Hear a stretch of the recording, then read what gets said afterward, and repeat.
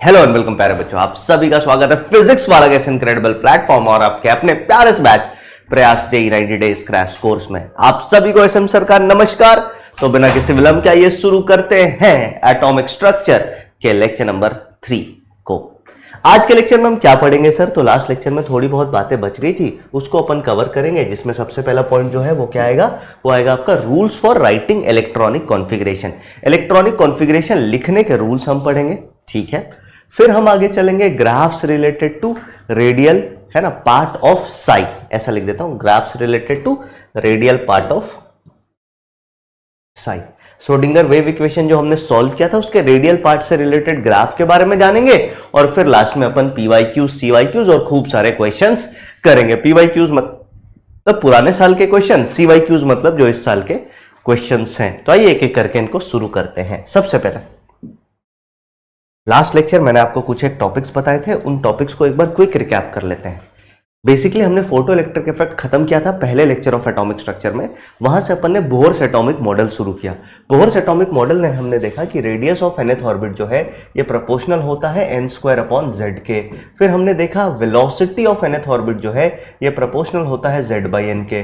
फिर हमने देखा एनर्जी ऑफ nth ऑर्बिट की प्रोपोर्शनलिटी जो है ये होती है z²/n² के। ये है कि कैसे ये वेरी करते हैं, कैसे ये वैरी करते हैं सर। वैल्यूज भी हमने देखी कि रेडियस ऑफ nth ऑर्बिट किसके बराबर है, तो आप बोलेंगे सर यहाँ पे एक कांस्टेंट आता है, कांस्टेंट की वैल्यू 0.529 इनटू आपका n²/z Armstrong.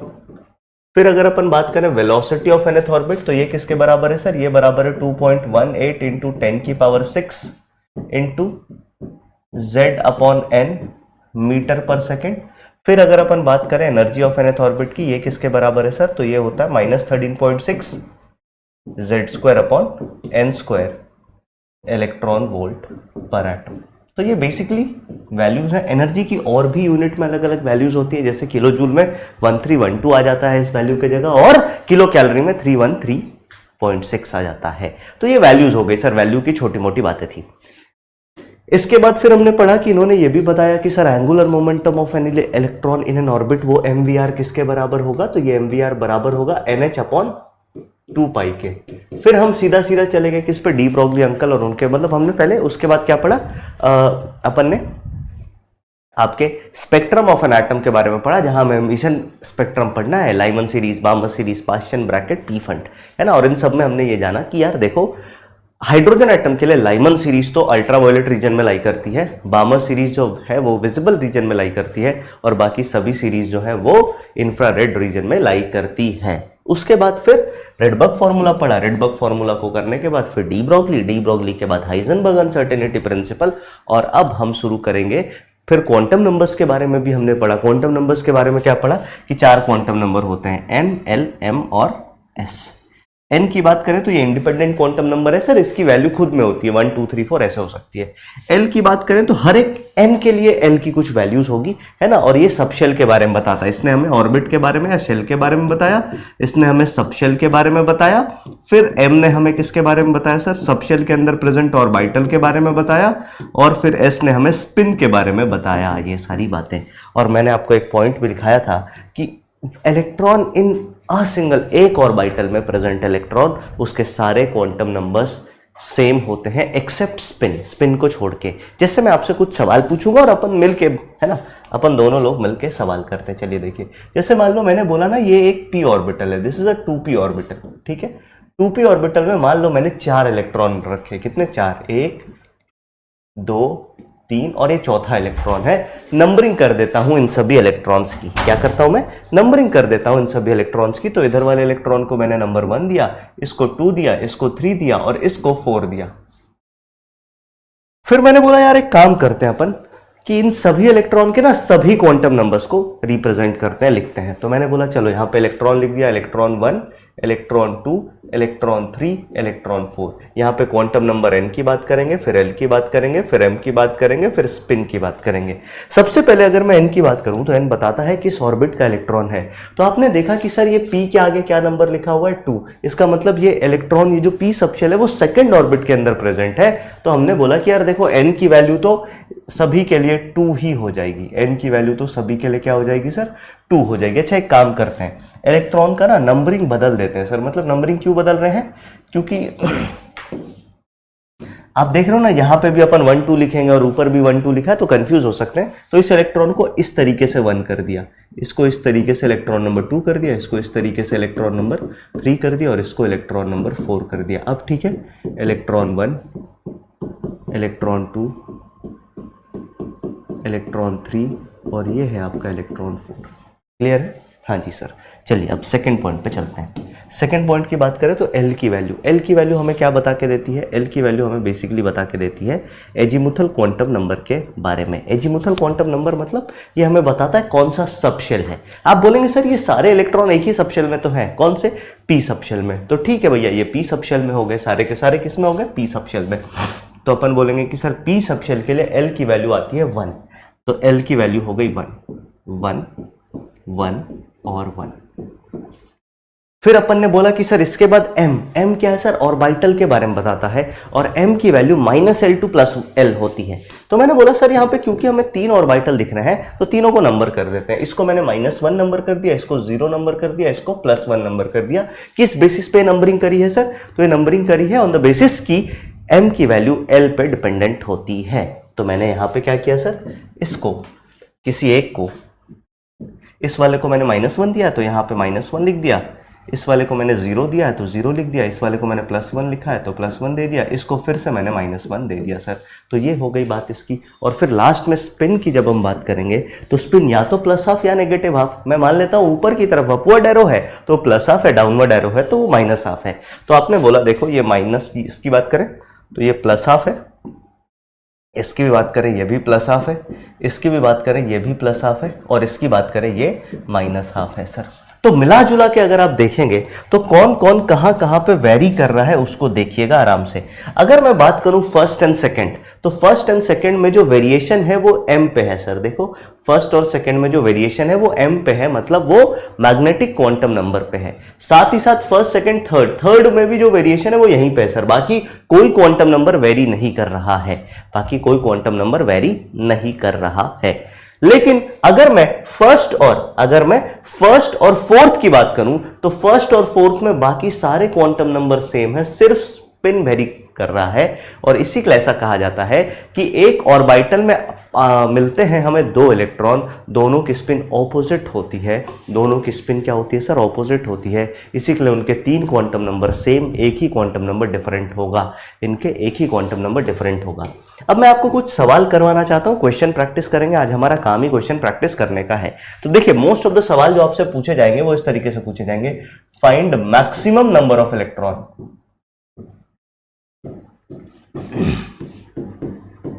Possible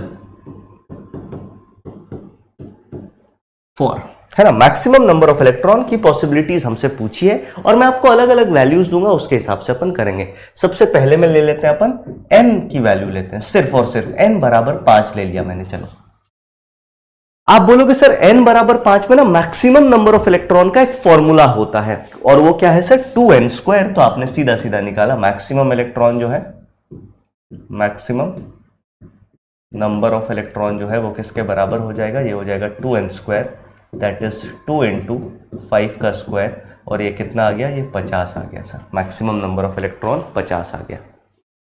second point पे चलते हैं। सेकेंड पॉइंट की अगर अपन बात करें तो सेकेंड पॉइंट पे अपने पास क्या आएगा सर, अपन क्या करते हैं, n लिया, n के साथ एक l ले लेते हैं। अच्छा n बराबर 5 का मतलब है 5वें ऑर्बिट पे अपन घूम रहे हैं।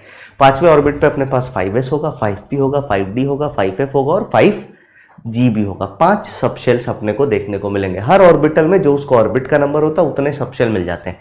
जैसे फर्स्ट ऑर्बिट में एक ही सबशेल होता है s, सेकंड में 2 होते हैं s और p, थर्ड में 3 होते हैं sp और d, फोर्थ में 4 होते हैं sp, d एंड f, है ना, इस तरीके से। फिर मैंने बोला कि चलो भाई मैं n बराबर तो 5 ले लेता हूं, लेकिन l की वैल्यू भी साथ में रख दी। l की वैल्यू मैंने रख दी 3। अगर n और l दोनों की एक एक यूनिक वैल्यू है, n और l की यूनिक वैल्यू है, इसका मतलब ये हमसे एक ऑर्बिटल नहीं, एक सबशेल की बात कर रहा है। दोनों की एक यूनिक वैल्यू का मतलब है हम एक सबशेल पे आके अटक गए हैं। और 5 और साथ में L की वैल्यू 3, N की वैल्यू 5 और L की वैल्यू 3 का मतलब है F सबशेल। तो इसका मतलब ये बेसिकली हमसे 5F सबशेल की बात कर रहा है। किसकी बात कर रहा है सर? 5F सबशेल की। और हमें पता है दुनिया के किसी भी F सबशेल में 14 इलेक्ट्रॉन ही मैक्सिमम हो सकते हैं, उससे ज़्यादा नहीं हो सकते। वैसे इसके लिए फॉर्मूला क्या है सर? तो ऐसे केस में आप मैक्सिमम नंबर ऑफ इलेक्ट्रॉन किसी सबशेल में निकालोगे। मैक्सिमम नंबर ऑफ इलेक्ट्रॉन कहां पे हम निकाल रहे हैं सर? सबशेल में, क्योंकि दोनों की यूनिक वैल्यू का मतलब है हम एक सबशेल पे आके अटक चुके हैं। और इसका फॉर्मूला होगा 2L + 1 और इसको अपन मल्टीप्लाई कर देंगे 2 से, तो 2 × 2L + 1। L की वैल्यू रख लेते हैं सर, तो ये कितना आ गया? 2 × 3 + 1। तो आप बोलेंगे सर 6 + 1 7, 2 जा 14, कितने इलेक्ट्रॉन हो गए? 14 इलेक्ट्रॉन्स हो गए। इसके बाद मैंने बोला चलो ठीक है, एक काम और करते हैं, दूसरे के बाद तीसरे नंबर पे चलते हैं। तीसरे नंबर पे मैंने आपको बोला ले भैया n बराबर 5 है, L बराबर 3 है और m बराबर अपन ले लेते हैं +1। कोई भी एक m की वैल्यू ले ली। m बराबर क्या ले लिया सर? +1। बताओ इसमें कितने इलेक्ट्रॉन होंगे तीसरे नंबर पे? फिर चौथे नंबर पे अपन ले लेते हैं n बराबर 5, L बराबर 3, m बराबर +1 और s बराबर +½ इसका मतलब मैंने क्या किया? देखो इन सवालों में पहले एक क्वांटम नंबर, फिर 2 क्वांटम नंबर लिया, फिर 3 क्वांटम नंबर लिया और आखिरी वाले में 4 के चारों क्वांटम नंबर ले लिए। अब मैं एक बार साइड होता हूं, जल्दी से आप इनका आंसर कमेंट कीजिए, फिर अपन इसको देखेंगे और फिर ऐसे खूब सारे और सवाल करेंगे जिसमें हमें खूब सारे इलेक्ट्रॉन निकालने हो। तो चलिए, आई होप आपने इसको सॉल्व करने की कोशिश करी होगी। बेसिकली अगर अपन देखें तो सब इस वाले सवाल में क्या है? इस वाले सवाल में हमारे पास 3F सबशेल जो कि वहां पे 5F सबशेल जो कि आया था, उसके रिगार्डिंग हमारे पास एक पर्टिकुलर ऑर्बिटल आ गया। अब सबशेल की बात नहीं है, 3 सेट ऑफ क्वांटम नंबर्स अगर यूनिक है ना, n, L, m, तो ये एक ऑर्बिटल देते हैं और ऑर्बिटल में मैक्सिमम नंबर ऑफ इलेक्ट्रॉन कितना हो जाएगा सर? आप बोलेंगे maximum number of electron in one orbital will be 2, simple. फिर अगर हम आखिरी वाले की बात करें तो ये unique set of 4 quantum numbers हैं और unique set of 4 quantum number का मतलब ये है कि सर यहाँ पे सिर्फ एक इलेक्ट्रॉन की बात हो रही है, यहाँ पे आपको एक ही इलेक्ट्रॉन मिलेगा। इसके रिगार्डिंग मैं आपको कुछ आरबीआई देने जा रहा हूं, उसको बहुत ध्यान से देखिएगा, बहुत ध्यान से सुनिएगा और समझिएगा। सबसे पहले यहां पे मैं लिख रहा हूं, है ना, फॉर यूनिक सेट, है ना, for unique set of, unique set का मतलब है हर चीज की एक ही वैल्यू पॉसिबल है, दो वैल्यू पॉसिबल नहीं है। For unique set of N आपको मिलेगा एक ऑर्बिट। ऑर्बिट में मैक्सिमम नंबर ऑफ इलेक्ट्रॉन जो होता है वो क्या फॉर्मूला होता है सर? मैक्सिमम इलेक्ट्रॉन का फॉर्मूला है 2n²। फिर अगर मैंने बोला कि for a unique set of n भी और l भी, n, l, इसके लिए आपको एक सबशेल मिल जाता है ना। सबशेल में आपको क्या होगा सर? सबशेल के अंदर मैक्सिमम नंबर ऑफ इलेक्ट्रॉन का फॉर्मूला जो है वो क्या हो जाएगा? आप बोलेंगे मैक्सिमम इलेक्ट्रॉन का फॉर्मूला हो जाएगा 2 × 2l + 1।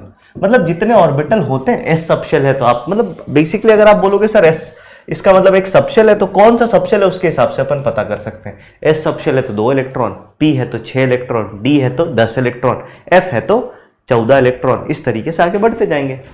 फिर अगर unique set of n, l, m ये तीनों दे रखा हो, है ना, unique set of n, l, m ये तीनों दे रखा और तीनों का एक एक यूनिक सेट हो, तो आप बोलेंगे सर यहां पे हमें ना एक ऑर्बिटल मिलता है और फॉर योर इंफॉर्मेशन एक ऑर्बिटल में मैक्सिमम इलेक्ट्रॉन कितने होंगे?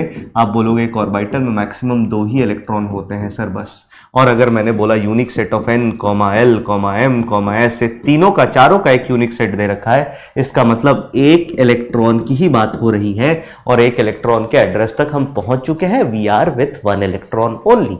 ये सारी की सारी बातें थी, कोई बहुत ज्यादा रॉकेट साइंस वाली बात है नहीं, लेकिन अब आपको ये पता होगा तो चीजें आपके लिए आसान हो जाएंगी। दिस वाज आरबीआई नंबर 1, है ना, इस टॉपिक से related this was RBI number 1। इस आरबीआई से आप बहुत आसानी से चीजों को समझ सकते हैं। कभी भी आपको डेटा दिया होगा तो आपको चीजों को आसानी से समझने में, है ना, बहुत ज्यादा सहूलियत होगी। दूसरे पॉइंट की आरबीआई की बात करता हूं, इसको सुनना। कई बार क्या होता है ना कि मेरे को एन की वैल्यू दी है और एल की वैल्यू नहीं दे रखी, एम की वैल्यू दे दी, ऐसे कोई वैल्यू अगर दे दी, अगर कोई वैल्यू मिसिंग है ना, तो मिसिंग वाले केस में आप क्या करेंगे? मिसिंग वैल्यूज के केस में मिसिंग वैल्यूज के केस में अपन को क्या करना पड़ेगा सर, कोई वैल्यू मिसिंग है उस केस में अपन को क्या करना पड़ेगा, तो we just have to assume all possible values. इस केस में आप क्या करेंगे, अगर वैल्यूज मिसिंग है तो अज्यूम ऑल पॉसिबल वैल्यूज।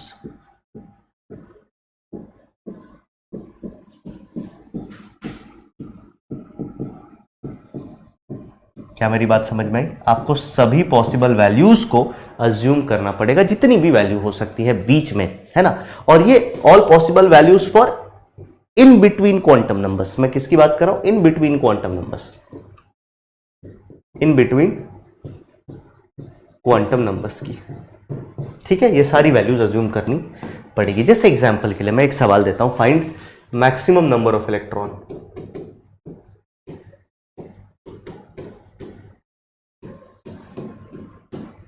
और पहला n बराबर 4 और l की वैल्यू मैंने आपको नहीं दी, मैंने बोला m बराबर +1।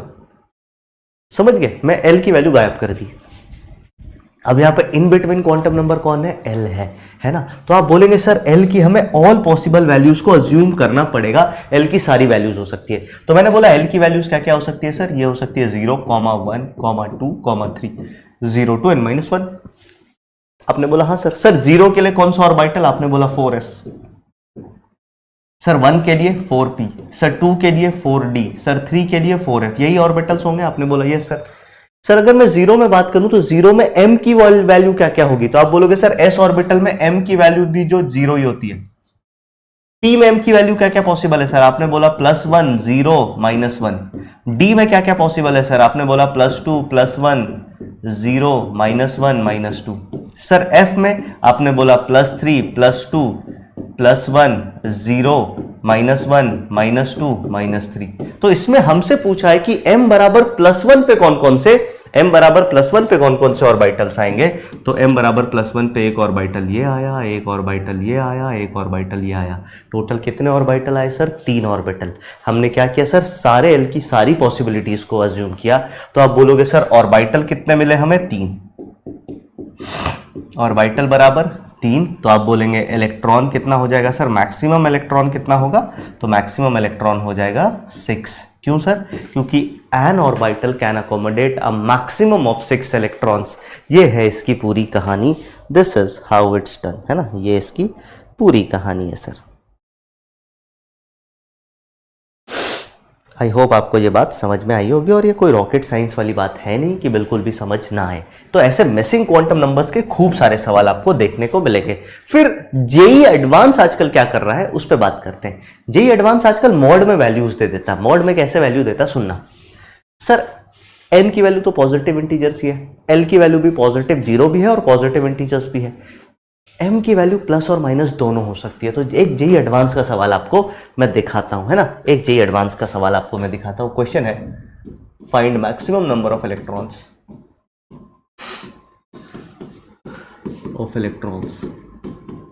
है ना विथ क्वांटम नंबर्स। 2 सवाल करेंगे अपन। ए में n बराबर 4, मॉड m बराबर 1। क्या बोला मैंने, n बराबर 4 या है ना मॉड m बराबर 1। और दूसरे में अपन करेंगे n बराबर 5 एंड मॉड ऑफ s बराबर हाफ। अब यहां पे मतलब क्या है सर, समझिएगा, सवाल का मतलब समझिएगा। अगर मॉड m की वैल्यू 1 है तो आप सीधा सीधा कह सकते हैं गणित के भाषा के हिसाब से कि सर m की वैल्यू जो है वो दोनों हो सकती है, +1 भी और -1 भी। ठीक है सर, ऑर्बिटल +1 और -1 दोनों के साथ हमें मिलते हैं, कोई रॉकेट साइंस नहीं है। अब इसमें बीच में l हमें दे नहीं रखा है सर, बीच का क्वांटम नंबर मिसिंग है, और मिसिंग वैल्यू पे अपन क्या करते हैं, सारी पॉसिबल वैल्यूज मानते हैं। तो मैंने बोला l की पॉसिबल वैल्यूज क्या क्या है सर, आपने बोला l की वैल्यू 0 है, 1 है, 2 है, 3 है। अभी किया था सर 0 के लिए 4s आएगा। 4s क्यों, क्योंकि n की वैल्यू 4 दे रखी है। अगर n की वैल्यू 1 होती तो 1s आता, 2 होती तो 2s आता, 3 होती तो 3s आता। फिर 1 के लिए 4p आ जाएगा, 2 के लिए 4d आ गया, 3 के लिए 4f आ गया। इसमें अगर हम m की बात करें सर, तो इसमें m की एक ही वैल्यू पॉसिबल है, दैट इज 0।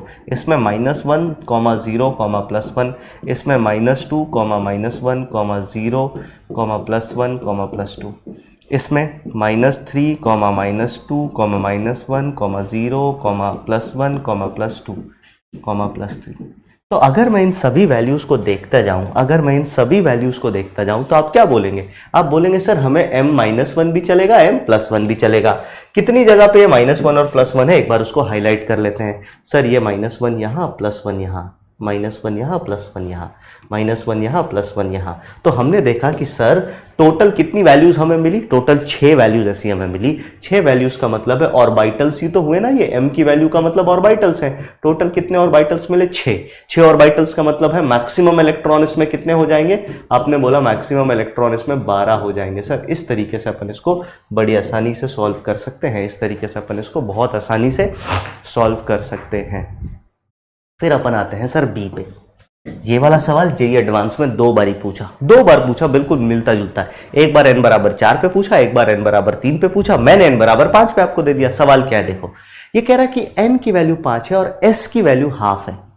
या ऐसे नहीं करते, चलो मॉड हटा देते हैं ना, मॉड हटा देंगे तो ज्यादा मजा आएगा, है ना। मॉड हटा दिया, s की वैल्यू +½ है, ये सवाल पूछा है ना। हाँ, इसका मतलब क्या है सर? तो अब आप समझना सर, 5th ऑर्बिट में अगर हम चलें, 5th ऑर्बिट है ना, ऑर्बिट नंबर क्या है सर हमें पता है, 5th ऑर्बिट में अगर हम चलें तो टोटल हमारे पास कितने इलेक्ट्रॉन्स होंगे? आप बोलोगे सर 5th ऑर्बिट में टोटल हमारे पास 2n², इसका मतलब है कि 2 × 5 का स्क्वायर, यानी कि 50 इलेक्ट्रॉन होंगे। अब हमें पता है सर 50 इलेक्ट्रॉन मतलब 25 पेयर ऑफ इलेक्ट्रॉन्स होंगे, जिसमें से हर पेयर में एक इलेक्ट्रॉन +½ स्पिन के साथ होगा, एक इलेक्ट्रॉन -½ स्पिन के साथ होगा। एक तरीका ऐसे सॉल्व करने का। दूसरा तरीका है कि ऑर्बिट नंबर 5th है सर हमारे पास, यस। 5th ऑर्बिट में अगर मैं नंबर ऑफ ऑर्बिटल्स निकालूं, क्या इसका फॉर्मूला आपको दे रखा है, वो सारे फॉर्मूले है ना, नंबर ऑफ ऑर्बिटल्स। आपने बोला सर इसमें नंबर ऑफ ऑर्बिटल्स जो है ना ये n² होते हैं। n² का मतलब है कितने ऑर्बिटल हो गए सर? n बराबर 5 में, तो आप बोलेंगे टोटल 25 ऑर्बिटल है सर हमारे पास। और हमें यह बात पता है सर कि 25 ऑर्बिटल में टोटल 50 इलेक्ट्रॉन होंगे, जिसमें से +½ स्पिन के साथ 25 इलेक्ट्रॉन और -½ स्पिन के साथ 25 इलेक्ट्रॉन।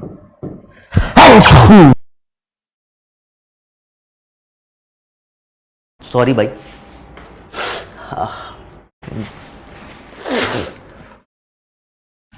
आई एम सॉरी, है ना।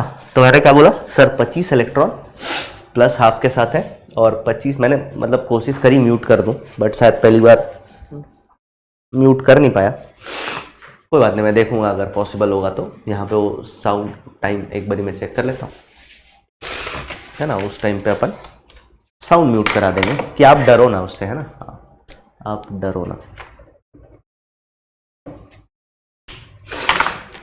चलिए, तो मैं क्या कह रहा था कि 25 इलेक्ट्रॉन इसके, 25 इलेक्ट्रॉन इसके, और आपसे क्या पूछा है +½ में कितने इलेक्ट्रॉन होंगे। तो इसका आंसर क्या हो गया सर? इसका आंसर हो गया 25।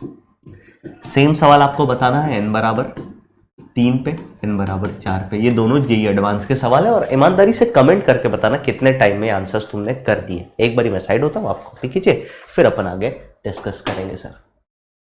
तो चलिए, आई होप आपने इसको सॉल्व कर लिया होगा। ये 2 आपका होमवर्क है, n बराबर 4 और n बराबर 3 में कितने इलेक्ट्रॉन्स आएंगे विथ +½ स्पिन आपको बताना है। क्लियर है? चलिए, इसके बाद अपन आगे चलते हैं। अब चलते हैं rules for writing electronic configuration. 3 rule से पूरा का पूरा इलेक्ट्रॉनिक कॉन्फ़िगरेशन चलता है। कौन कौन से सर? सबसे पहला रूल जो है वो क्या है सर? आपका है n+l रूल, जिसको अपन अफबाउ प्रिंसिपल कहते हैं। दूसरा नियम क्या कहता है सर? दूसरा नियम होता है जिसको अपन कहते हैं हुंस rule for maximum spin multiplicity.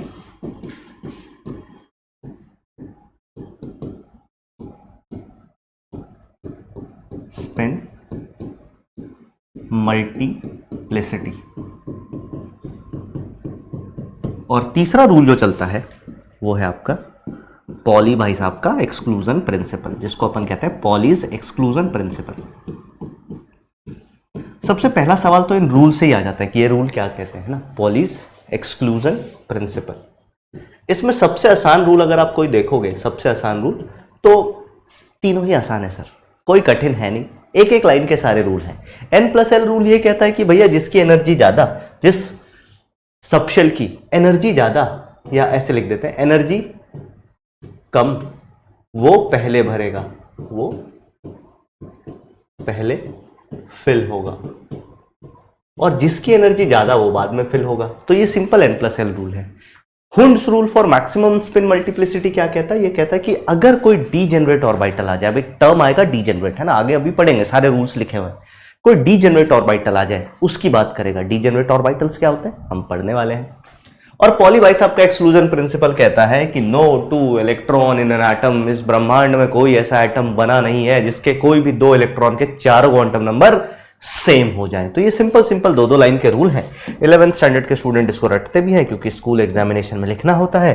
तो आइए एक एक करके इनकी बात कर लेते हैं। सबसे पहले चर्चा अपन करेंगे किसकी? सबसे पहली चर्चा जो हम करेंगे वो करेंगे आपके अबाउ प्रिंसिपल का, जिसको अपन n+l रूल भी कह रहे हैं। ये क्या कहता है? ये कहता है lowest value of n+l is filled first. Order of filling क्या होगा, है ना, lowest value of n+l is filled first. जिसके n+l की वैल्यू कम होगी उस ऑर्बिटल को आप उस सबशेल को पहले भरोगे। ऑर्डर ऑफ फिलिंग जनरली क्या होता है सर? तो ऑर्डर ऑफ फिलिंग है 1s, उसके बाद 2s, उसके बाद 2p, उसके बाद 3s, फिर 3p, फिर 4s, फिर 3d, फिर 4p, और इस तरीके से आगे चलता जाएगा। आगे मैं बाकी सभी ऑर्डर्स आपको लिख दूंगा। Point, if n+l is same, अगर मान लो n+l सेम हो जाए, ऐसा देखने को मिलेगा क्या? हाँ सर, बहुत बार देखने को मिलेगा। जैसे एग्जांपल के लिए अगर मैं 3p का n+l निकालूं, n का मतलब प्रिंसिपल क्वांटम नंबर की वैल्यू, तो ये है 3। सर p के लिए प्रिंसिपल क्वांटम नंबर की वैल्यू होती 1, तो इसका n+l 4 आया।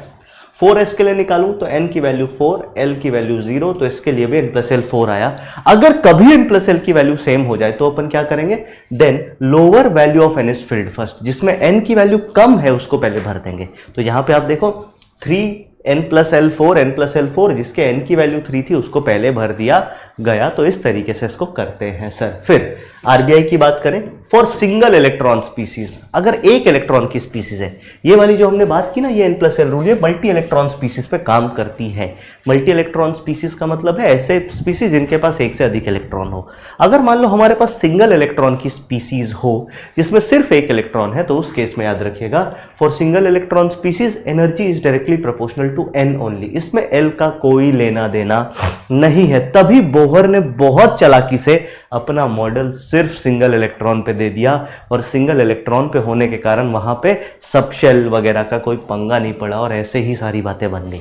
लेकिन जहां मल्टीपल इलेक्ट्रॉन स्पीसीज आई वहां तो सबशेल भी आने लगे और बाकी चीजें भी आने लगी। तो हमने बोला for multi electron species energy जो है वो n+l पे प्रोपोर्शनल होती है। और एक पॉइंट, जब तक लोअर एनर्जी में इलेक्ट्रॉन पूरा फिल्ड नहीं होता तब तक हायर एनर्जी में इलेक्ट्रॉन भरना पाप है, ये बात याद रखिएगा। लोअर एनर्जी को पूरा पैक करो, उसके बाद हायर एनर्जी में इलेक्ट्रॉन भरना चालू करो। यही इसका पूरी कहानी है, यही n+l रूल की पूरी कहानी है ना। सिंगल इलेक्ट्रॉन स्पीसीज के लिए भी मैं ऑर्डर लिख देता हूं यहां पे। देखो, अगर अपन बात करें order of filling for multi electron species, order for multi electron species, multi electron species के लिए अगर अपन बात करें तो ऑर्डर क्या होता है, मैं पूरा का पूरा ऑर्डर लिख देता हूं, ध्यान से सुनिएगा। सबसे पहले अपन भरते हैं 1s। क्या भरते हैं? 1s। 1s के बाद मैं नीचे लिखता जा रहा हूं सर, है ना, नीचे लिखूंगा, इससे आपको फायदा होगा। 1s के बाद अपन भरते हैं 2s, फिर 2p, फिर अपन भरते हैं 3s, 3p, बस। फिर अपन भरते हैं 4s, 3d और 4p, फिर अपन भरते हैं 5s, 4d और 5p, फिर अपन भरते हैं 6s, 4f, 5d और फिर आपका 6p, फिर अपन भरते हैं 7s, 5f, 6d और 7p। इतने में पूरा पीरियोडिक टेबल का 118 एलिमेंट आ जाता है। इतने में 118 एलिमेंट आ जाता है, इसके अलावा हमें किसी चीज की जरूरत नहीं पड़ती। ऑर्डर क्या है सर? सबसे पहले इसको भरा, फिर इसको, फिर इन दोनों को, फिर इस ऑर्डर में अपन भरते जाते हैं इलेक्ट्रॉन। आपको किसी भी एटॉमिक नंबर का कितने भी इलेक्ट्रॉन की स्पीसीज भरना है, अगर वो एक्सेप्शनल इलेक्ट्रॉनिक कॉन्फ़िगरेशन नहीं है, कुछ केसेस में एक्सेप्शनल इलेक्ट्रॉनिक कॉन्फ़िगरेशन होते हैं जो आप इनऑर्गेनिक केमिस्ट्री के अलग अलग ब्लॉक्स में पढ़ेंगे, एक आधा एक्सेप्शंस मैं जरूर बताऊंगा, लेकिन कुछ केसेस में जहां पे एक्सेप्शनल इलेक्ट्रॉनिक कॉन्फ़िगरेशन होते हैं उनको छोड़ के बाकी सारा इलेक्ट्रॉनिक कॉन्फ़िगरेशन दोस्त तुम यहीं से लिख सकते हो, बाकी सारा इलेक्ट्रॉनिक कॉन्फ़िगरेशन तुम यहां से लिख सकते हो एक्सेप्शंस वालों को छोड़ करके। ठीक है, ये हो गया for multi electron species. For single electron species क्या होता है?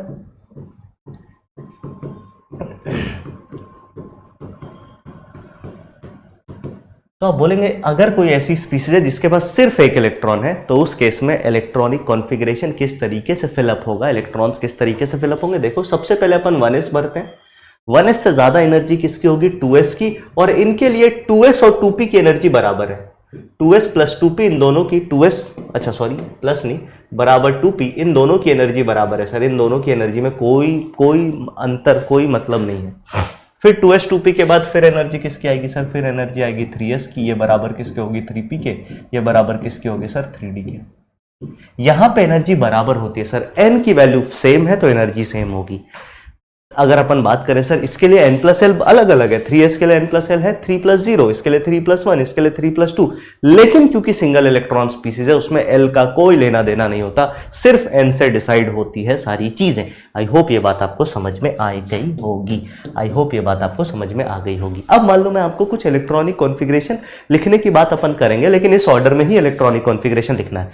इसको याद करने के लिए जनरली लोग ऐसे याद करते हैं कि पहले s भरो, फिर 2 बार sp भरो, फिर sp_d भरो, क्या भरो? sp_d, फिर भरो sp_df, है ना, sp_df, इस तरीके से आप पूरा पीरियोडिक टेबल लिख सकते हो। अब s के लिए नंबर लिखना चालू कर दो। सर s कहां से शुरू होता है? आप बोलेंगे s n बराबर 1 से शुरू हो जाता है, तो 1s 2s 3s 4s 5s 6s और 7s। सर p कहां से शुरू होता है? p शुरू होता है सर n बराबर 2 से, तो 2 से शुरुआत करो, 2 3 4p 5p 6p 7p। Sir d कहां से शुरू होता है? d n बराबर 3 से शुरू होता है ना, मतलब यहां से d जो होगा, जो जहां पे d स्टार्ट है वो थर्ड शेल का d होगा, 3d होता है, तो यहां पर ने लिखा 3, यहां पे लिखा 4, यहां पे लिखा 5, यहां पे लिखा 6। सर f कहां से शुरू होता है? f फोर्थ ऑर्बिट से शुरू होता है, तो पहले f के ऊपर 4 होगा, इसके ऊपर 5 हो जाएगा सर, बस इस तरीके से देख लो। अब पहले हमने 1s भरा, 1s है सर, फिर अपन ने 2s 2p भरा तो 2s 2p है सर, फिर अपन ने 3s 3p भरा, देखो 3s 3p है सर, फिर अपन ने 4s 4p भरा, 4s 4p और 3d भर दिया, फिर अपन ने 5s 4d 5p भरा, 5s 4d और 5p भर दिया, है ना। फिर इस तरीके से ये ऑर्डर में अपन फिल कर लेते हैं। तो इस ट्रिक का यूज करके आप किसी भी एलिमेंट का इलेक्ट्रॉनिक कॉन्फ़िगरेशन लिख सकते हैं, बशर्ते एक बात का ध्यान रखना कि कहीं वो थोड़ा सा क्या कहते हैं, है ना, कहीं वो electronic configuration n plus L का एक्सेप्शन ना हो। अगर एक्सेप्शन हो तो गलती हो सकती है सर। इसके बाद दूसरे नियम पे चलते हैं।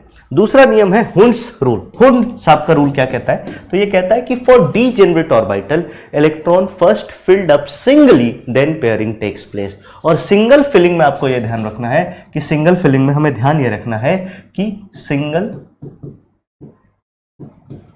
फिलिंग में स्पिन सेम होना चाहिए, फिलिंग विथ सेम स्पिन, है ना। सेम स्पिन के साथ आप इलेक्ट्रॉन को सिंगल सिंगल भर दो, एक एक इलेक्ट्रॉन भरो, उसके बाद ही पेयरिंग करो। और ये बात किसकी कर दी यहां पे इन्होंने? डीजेनरेट ऑर्बिटल की। अब डीजेनरेट ऑर्बिटल का मतलब क्या होता है? सबसे पहला सवाल आपके दिमाग में यही आएगा, उसका जवाब मैं दे रहा हूं, घबराइए मत।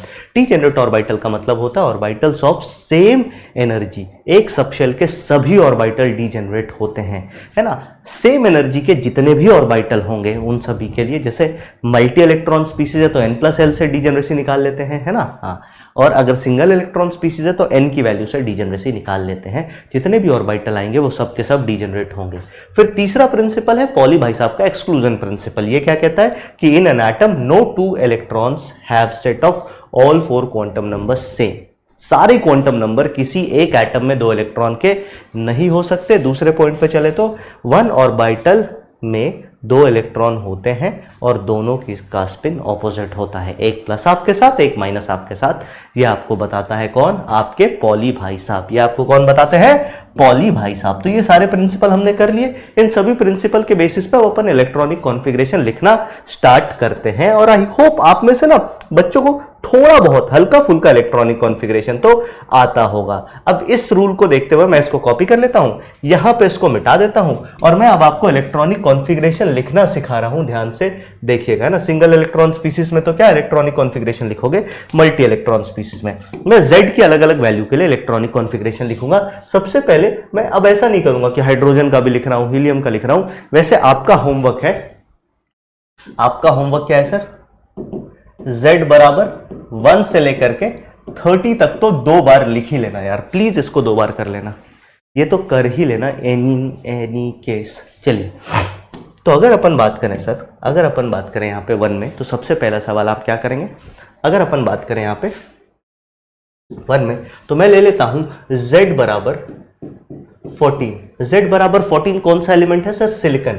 अच्छा, एटम है तो जितने प्रोटॉन उतने ही इलेक्ट्रॉन होंगे, आयन तो है नहीं है, तो अपन इसमें क्या करेंगे, आराम से इत्मीनान से देखते जाइए। Z बराबर 14 के लिए हम इलेक्ट्रॉन लिखना चालू करते हैं। टोटल 14 इलेक्ट्रॉन भरना है। मुझे पता है सर एक S सबशेल का, S सबशेल की औकात यहां पे लिख देता हूं। S सबशेल की औकात जो है वो 2 इलेक्ट्रॉन की होती है, P की औकात 6 इलेक्ट्रॉन की, D की औकात 10 इलेक्ट्रॉन की और F की औकात जो है वो 14 इलेक्ट्रॉन की होती है। तो औकात के हिसाब से अपन इसको फिल करते जाएंगे। सबसे पहले आते हैं 1s में। आपने बोला 1s में कितने इलेक्ट्रॉन हो गए सर? 2 इलेक्ट्रॉन। 2s में कितने इलेक्ट्रॉन हो गए सर? 2 इलेक्ट्रॉन। फिर 2p आएगा, देख लो ऑर्डर से चल रहे हैं। 2p में कितने? 6 इलेक्ट्रॉन। टोटल इलेक्ट्रॉन कितने हो गए सर? सर टोटल इलेक्ट्रॉन अभी हमारे पास हैं 10 भर चुके हैं। फिर 3s आएगा सर, 3s में कितने इलेक्ट्रॉन हो गए? 2, मतलब 12 इलेक्ट्रॉन हो गए। फिर 4p आएगा सर, सॉरी 3p आएगा सर, 3p में कितने इलेक्ट्रॉन हो गए? आपने बोला 3p में 2 इलेक्ट्रॉन हो गए, क्योंकि टोटल कितना होना चाहिए? 12 होना चाहिए सर, तो ये 12 इलेक्ट्रॉन हो गए। फिर अपन क्या करते हैं, जनरली इनको डब्बे बना के भी रिप्रेजेंट कर देते हैं। जैसे इसकी अगर अपन बात करें तो इसके डब्बे कैसे बनेंगे? इस तरीके से, 2 इलेक्ट्रॉन इधर। 2s के डब्बे कैसे बनेंगे सर? 2 इलेक्ट्रॉन इधर। 2p के डब्बे कैसे बनेंगे sir?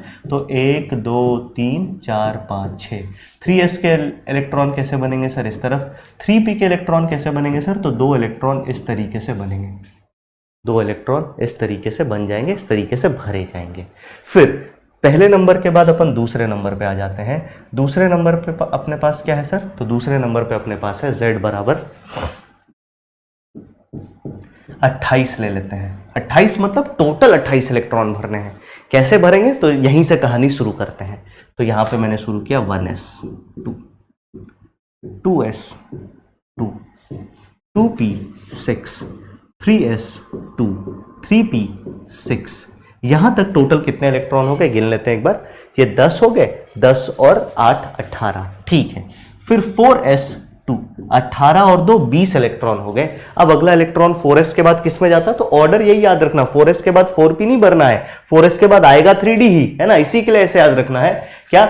S sp sp sdp sdp फिर sfdp sfdp, इस तरीके से ही ऑर्डर याद रखना है। तो आपने बोला सर 4s के बाद फिर 3d आ जाएगा और 3d में टोटल 8 इलेक्ट्रॉन आ जाएंगे। 8 इलेक्ट्रॉन को अगर हम डब्बे में भरना चाहें तो डब्बे में कुछ इस तरीके से अपन भर सकते हैं। देखो बाकी सब तो पूरी तरीके से फिल्ड होंगे। D में 5 डब्बे होंगे और सभी में इलेक्ट्रॉन अगर हमें भरने हो तो इलेक्ट्रॉन कुछ इस तरीके से भरे जाएंगे। 1 2 3 4 5, पहले मैंने सिंगली सब में भरा है। फिर पेयरिंग विल टेक प्लेस, 5 के बाद 6 7 8, इस तरीके से इलेक्ट्रॉन भर गया। इसमें 2 अनपेयर्ड इलेक्ट्रॉन भी हैं। जो इलेक्ट्रॉन पेयर नहीं हो पाते उसको अपन अनपेयर्ड इलेक्ट्रॉन कहते हैं। तो इस तरीके से आप किसी का भी एटॉमिक नंबर देख के आप इलेक्ट्रॉनिक कॉन्फ़िगरेशन लिख सकते हो। जैसे मान लो मैंने तीसरे नंबर पे थोड़ा भारी भरकम दे देता हूं, है ना। मैंने ये, है ना, तीसरे नंबर पे अपन ले लेते हैं Z बराबर 57 ले लेते हैं, 56 ले लेते हैं। चलो Z बराबर 56, भारी भरकम में बहुत ज्यादा नंबर ऑफ इलेक्ट्रॉन्स है। तो आइए इसको लिखना शुरू करते हैं। कैसे लिखेंगे आइए देखते हैं। मैंने लिखा 1s2,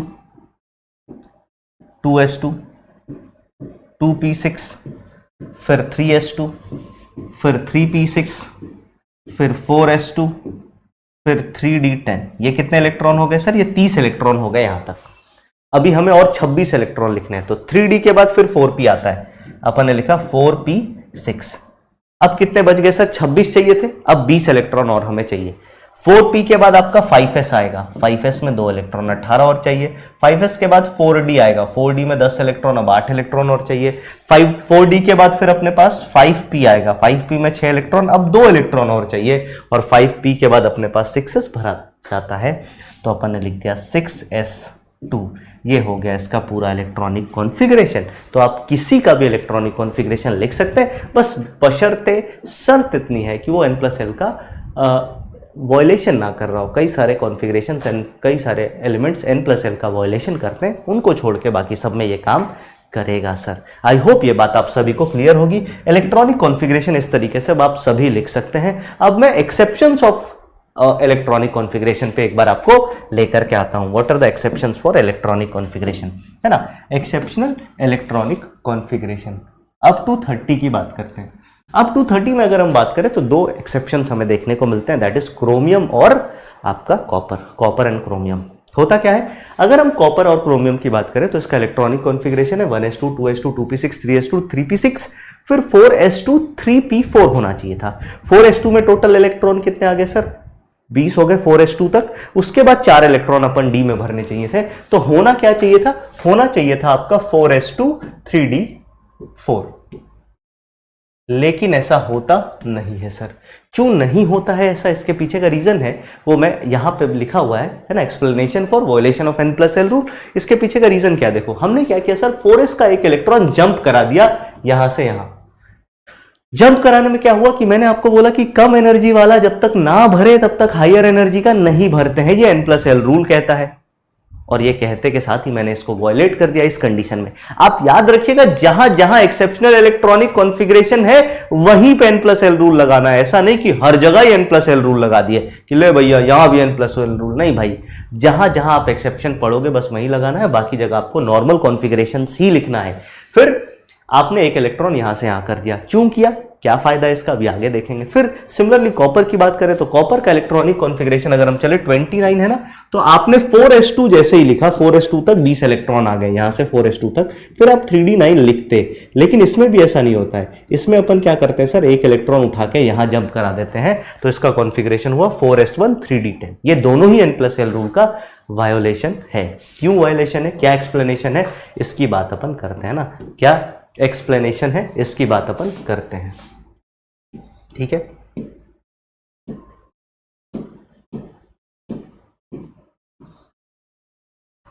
हाँ जी, अपन बात कर लेते हैं कि एक्सप्लेनेशन क्यों हुआ। सबसे पहली बात यह है कि सर इसके पीछे जो रीजन है, एक ही रीजन है, क्या, half filled and fully filled orbital are extra stable, वो ज्यादा स्टेबल होते हैं। आप यहां पे देखेंगे तो D5 is half filled, D की औकात है 10 इलेक्ट्रॉन की, लेकिन D5 हाफ फिल्ड हो गया।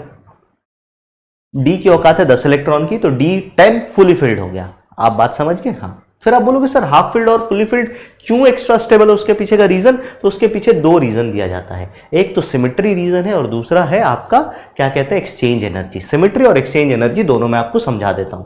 सिमेट्री की अगर अपन बात करें तो सिमेट्री तो यार देखो थोड़ा सा वेग रीजन है। सिमेट्री की अगर अपन बात करें तो ये थोड़ा सा वेग रीजन है। वेग रीजन क्या है, मतलब ये कहता है कि यार देखो दुनिया में जितनी भी सिमेट्रिकल चीजें हैं ना वो स्टेबल होती हैं। बात बिल्कुल सही है। वेग रीजन का मतलब ये है कि यार ये ना ऐसे कोई बहुत ज्यादा प्रूवन फैक्ट, मतलब ये साइंटिफिकली मैं आपको प्रूव नहीं कर पाऊंगा, लेकिन लाइफ एक्सपीरियंस पे आप बोलोगे हाँ सर बात सही है।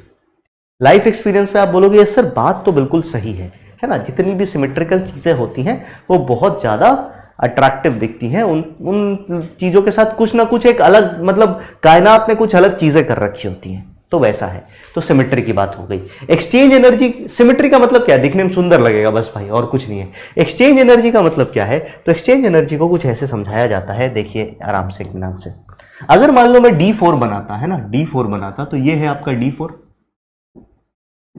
D4 में 5, D में 5 ऑर्बिटल होते हैं, इसमें 4 इलेक्ट्रॉन हो जाएंगे, है ना। तो मैं आपको D4 और D5 में एक्सचेंज एनर्जी में क्या फर्क है वो समझाऊंगा, फिर D9 और D10 में एक्सचेंज एनर्जी में क्या फर्क है वो समझाऊंगा, ठीक है। चलिए D4 इस तरीके से अपन भर देंगे सर, 1 2 3 4। तो यहां पे कहा जाता है कि यार देखो ये सब इलेक्ट्रॉन है, इलेक्ट्रॉन का तो ऐसा नहीं है ना कि शकल अलग हो जाएगी या कुछ और अलग हो जाएगा, इलेक्ट्रॉन तो इलेक्ट्रॉन जैसे ही है। आपने बोला बिल्कुल है सर। तो मैंने बोला कि यार क्या इन दोनों इलेक्ट्रॉन को मैं अदली बदली नहीं कर सकता? आप बोलो कर सकते हो सर। क्या इन दोनों इलेक्ट्रॉन को अदली बदली नहीं कर सकता? आप बोलो कर सकते हो सर। क्या इन दोनों इलेक्ट्रॉन को अदली बदली नहीं कर सकता? आप बोलोगे कर सकते हैं सर। तो सेम स्पिन के इलेक्ट्रॉन जो सेम सबशेल में हो, डीजेनरेट ऑर्बिटल जिसको अपन कह सकते हैं ना, सेम सबशेल के सारे ऑर्बिटल डीजेनरेट, वो आपस में एक्सचेंज हो सकते हैं सर। और एक्सचेंज जितने ज्यादा एक्सचेंजेस होंगे उतनी स्टेबिलिटी उनको फील होगी। तो अगर मैं यहां पे बात करूं कि कितने एक्सचेंज पॉसिबल है, सवाल हमारा यही होगा, है ना। सवाल हमारा क्या होगा सर, D4 में कितने एक्सचेंज पॉसिबल है। तो देखना सर, पहले इलेक्ट्रॉन की बात करें तो इसको अपन कहां से इसको इसके साथ एक्सचेंज कर सकते हैं, इसको इसके साथ भी कर सकते हैं, इसको इसके साथ भी कर सकते हैं, इसको इसके साथ, अच्छा सॉरी यहीं तक कर सकते हैं। तो आप बोलोगे सर पहले इलेक्ट्रॉन की बात करें ना तो 1 2 3 तीन एक्सचेंजेस पॉसिबल है। दूसरे इलेक्ट्रॉन की बात करें तो मैं आपको तरीका समझा देता हूं। कभी भी आपको नंबर ऑफ एक्सचेंज निकालना हो, आप जिस इलेक्ट्रॉन के नंबर ऑफ एक्सचेंज को निकाल रहे हो उसको छुपा दो। तो मैंने इस इलेक्ट्रॉन को निकालना, इसको पहले छुपा दिया। इसको छुपाने के बाद जो इसके राइट हैंड साइड पे है ना जितने इलेक्ट्रॉन, उतना ही एक्सचेंज ये कर सकता है। तो आपने बोला ये 2 यूनिक एक्सचेंज करेगा, एक्चुअली में 3 एक्सचेंज ही करेगा, लेकिन इसका पहले इलेक्ट्रॉन के साथ एक्सचेंज ऑलरेडी काउंटेड है तो इसको हम मल्टीपल बार काउंट नहीं करेंगे। फिर इसको इसके लिए निकालना है तो इसको छुपा लो। इसको छुपाने के बाद इसके राइट हैंड साइड में कितने इलेक्ट्रॉन है, आपने बोला 1 इलेक्ट्रॉन है तो ये 1 एक्सचेंज करेगा। इसको छुपा लो, इसको छुपाने के बाद इसके राइट हैंड साइड में कितने इलेक्ट्रॉन है, आपने बोला 0 तो ये 0 एक्सचेंज करेगा। इसका मतलब क्या ये सच में 0 एक्सचेंज करेगा? नहीं नहीं नहीं, ये यूनिक एक्सचेंजेस है। अबे ये भी 3 एक्सचेंज करेगा, एक इसके साथ, एक इसके साथ, एक इसके साथ, लेकिन वो सब ऑलरेडी पहले काउंटेड है, प्री काउंटेड है सर। तो अपन काउंट कर करके ऐसे बढ़ाएंगे थोड़ी ना, सेम इवेंट को 4 बार थोड़ी काउंट कर लेंगे। तो आपने बोला बात तो आपकी सही है सर। तो टोटल एक्सचेंज कितने हो गए? आपने बोला इसके पास टोटल 4 एक्सचेंज है सर। कितने एक्सचेंज है? 4। मैंने बोला यही मान लो D5 कॉन्फ़िगरेशन होता तो D5 कॉन्फ़िगरेशन में ऐसा क्या चमत्कारी है भाई कि स्टेबिलिटी आ गई। तो आपने बोला ये देखो सर 1 2 3 4 5। अब ऐसे हम सर का RBI लगाते हैं। इसको छुपाया, राइट साइड में कितने इलेक्ट्रॉन? 4। आपने बोला इसने 4 एक्सचेंज किया। इसको छुपाया, राइट, अच्छा सॉरी ये 6 नहीं, सॉरी ये 6 एक्सचेंज होंगे ना, 4 नहीं, ये D4 है, एक्सचेंज टोटल इसमें 6 है ना, काउंट कर लो ना भाई, जोड़ लो। फिर इसको छुपाया, इसके राइट हैंड साइड में कितने इलेक्ट्रॉन आए? 3। तो आपने बोला ये 3 एक्सचेंज करेगा। इसको छुपाया, इसके राइट हैंड साइड में कितने आए? आपने बोला ये 2 एक्सचेंज करेगा। इसको छुपाया, राइट हैंड साइड में 1, तो इसने 1 एक्सचेंज किया और इसने 0। तो टोटल एक्सचेंज यहाँ पे कितना हो गया? तो आपने बोला टोटल 10 एक्सचेंजेस हैं सर यहाँ पे। टोटल यहाँ पे कितने एक्सचेंज है? 10। वहीं अगर हम उस तरफ चलते हैं सर, यहां पे अगर हम बात करें, अब हम D9 और D10 कॉन्फ़िगरेशन की बात करेंगे। D9 और D10 याद रखिएगा, जब अपन D9 D10 की बात करेंगे ना तो अपने पास दोनों तरह के स्पिन होंगे। तो जब आप एक्सचेंज करा रहे हैं तो सेम स्पिन को एक जैसा ट्रीट करना, सेम स्पिन वाले इलेक्ट्रॉन काउंट करने। मैंने बोला D9 भरते हैं, 1 2 3 4 5, 1 2 3 4 5। फिर 9 भरने के लिए कलर बदल लेते हैं जिससे हमें एक्सचेंज समझना आसान हो जाएगा। 1 2 3 4, D9 हो गया। 1 2 3 4 5, D10 हो गया। पहले ऊपर वाले पे चलते हैं। मैंने बोला रेड वाला कितना एक्सचेंज करेगा, तो रेड वाले के लिए रेड इलेक्ट्रॉन को राइट साइड में देखना है। इसको छुपाया, राइट हैंड साइड में 4 इलेक्ट्रॉन, इसने 4 एक्सचेंज किया। इसको छुपाया, राइट हैंड साइड में 3 इलेक्ट्रॉन, इसने 3 एक्सचेंज किया। इसको छुपाया, फिर 2, फिर इसको छुपाया, फिर 1 और इसको छुपाया, ये 0। ये किसके साथ है सर? ये प्लस हाफ वाले का एक्सचेंजेस है। फिर माइनस हाफ वाले का एक्सचेंज अगर अपन निकालेंगे तो कितना होगा? तो आपने बोला माइनस हाफ यहाँ पे, इसको छुपाया व्हाइट वाला, तो इधर सिर्फ 3 इलेक्ट्रॉन आए, तो इसने 3 एक्सचेंज किया, इसने 2 एक्सचेंज किया, इसने 1। तो टोटल एक्सचेंज अगर इन दोनों का हम निकालेंगे सम, तो ये आ गया कितना सर? 6 प्लस आपका 10, दैट इज 16 एक्सचेंज। इसकी बात करें तो इसके लिए टोटल एक्सचेंज कितना आएगा कमेंट बॉक्स में लिखना, और फिर तुम्हें पता लग जाएगा कि स्टेबिलिटी का क्या रीजन है। एक बार इसको कॉपी करिए और कमेंट बॉक्स में जरूर बताइएगा कितने एक्सचेंज इसने किए। फिर अपन आगे करेंगे सवाल सवाल सवाल। तो चलिए, आई होप आपने इसको सॉल्व करने की कोशिश करी होगी। अब हम चलते हैं आगे और इसके बाद कुछ ग्राफ्स रिलेटेड सवाल करते हैं, ग्राफ रिलेटेड कॉन्सेप्ट सीखते हैं, है ना। और उसके बाद फिर हम चलेंगे सवाल सवाल सवाल सवाल सवाल सवाल। अगर अपन ग्राफ की बात करें तो बेसिकली हमारे लिए जो सिलेबस में है वो सॉल्यूशन ऑफ रेडियल पार्ट है। मैंने आपको क्या बोला था? साई के 2 पार्ट होते हैं, है ना, मतलब इलेक्ट्रॉन वेव फंक्शन के, एक तो रेडियल और एक एंगुलर पार्ट। रेडियल पार्ट जिसको अपन डिस्टेंस से डील करते हैं। हमारे सिलेबस में सिर्फ और सिर्फ रेडियल पार्ट की बात है, रेडियल पार्ट के अलावा और कुछ भी नहीं पढ़ना है। तो 3 ग्राफ हम देखेंगे। सबसे पहला साई आर वर्सेस आर, फिर psi square R versus R, और फिर अपन देखेंगे आपका आरपीडीएफ, है ना, आरपीडीएफ का ये 3 ग्राफ हमें देखना है। सबसे पहले बात कर लेते हैं साई आर वर्सेस आर की। साई का मतलब है आपका बेसिकली इलेक्ट्रॉन प्रोबेबिलिटी, है ना। इसमें आपके लिए सारी आरबीआई यहां पे मेंशन्ड है। सबसे पहली बात यह है कि आरबीआई यह है कि ओरिजिन के अलावा ग्राफ एक्स एक्सिस को n-l-1 टाइम्स कट या टच करेगा, कट या टच।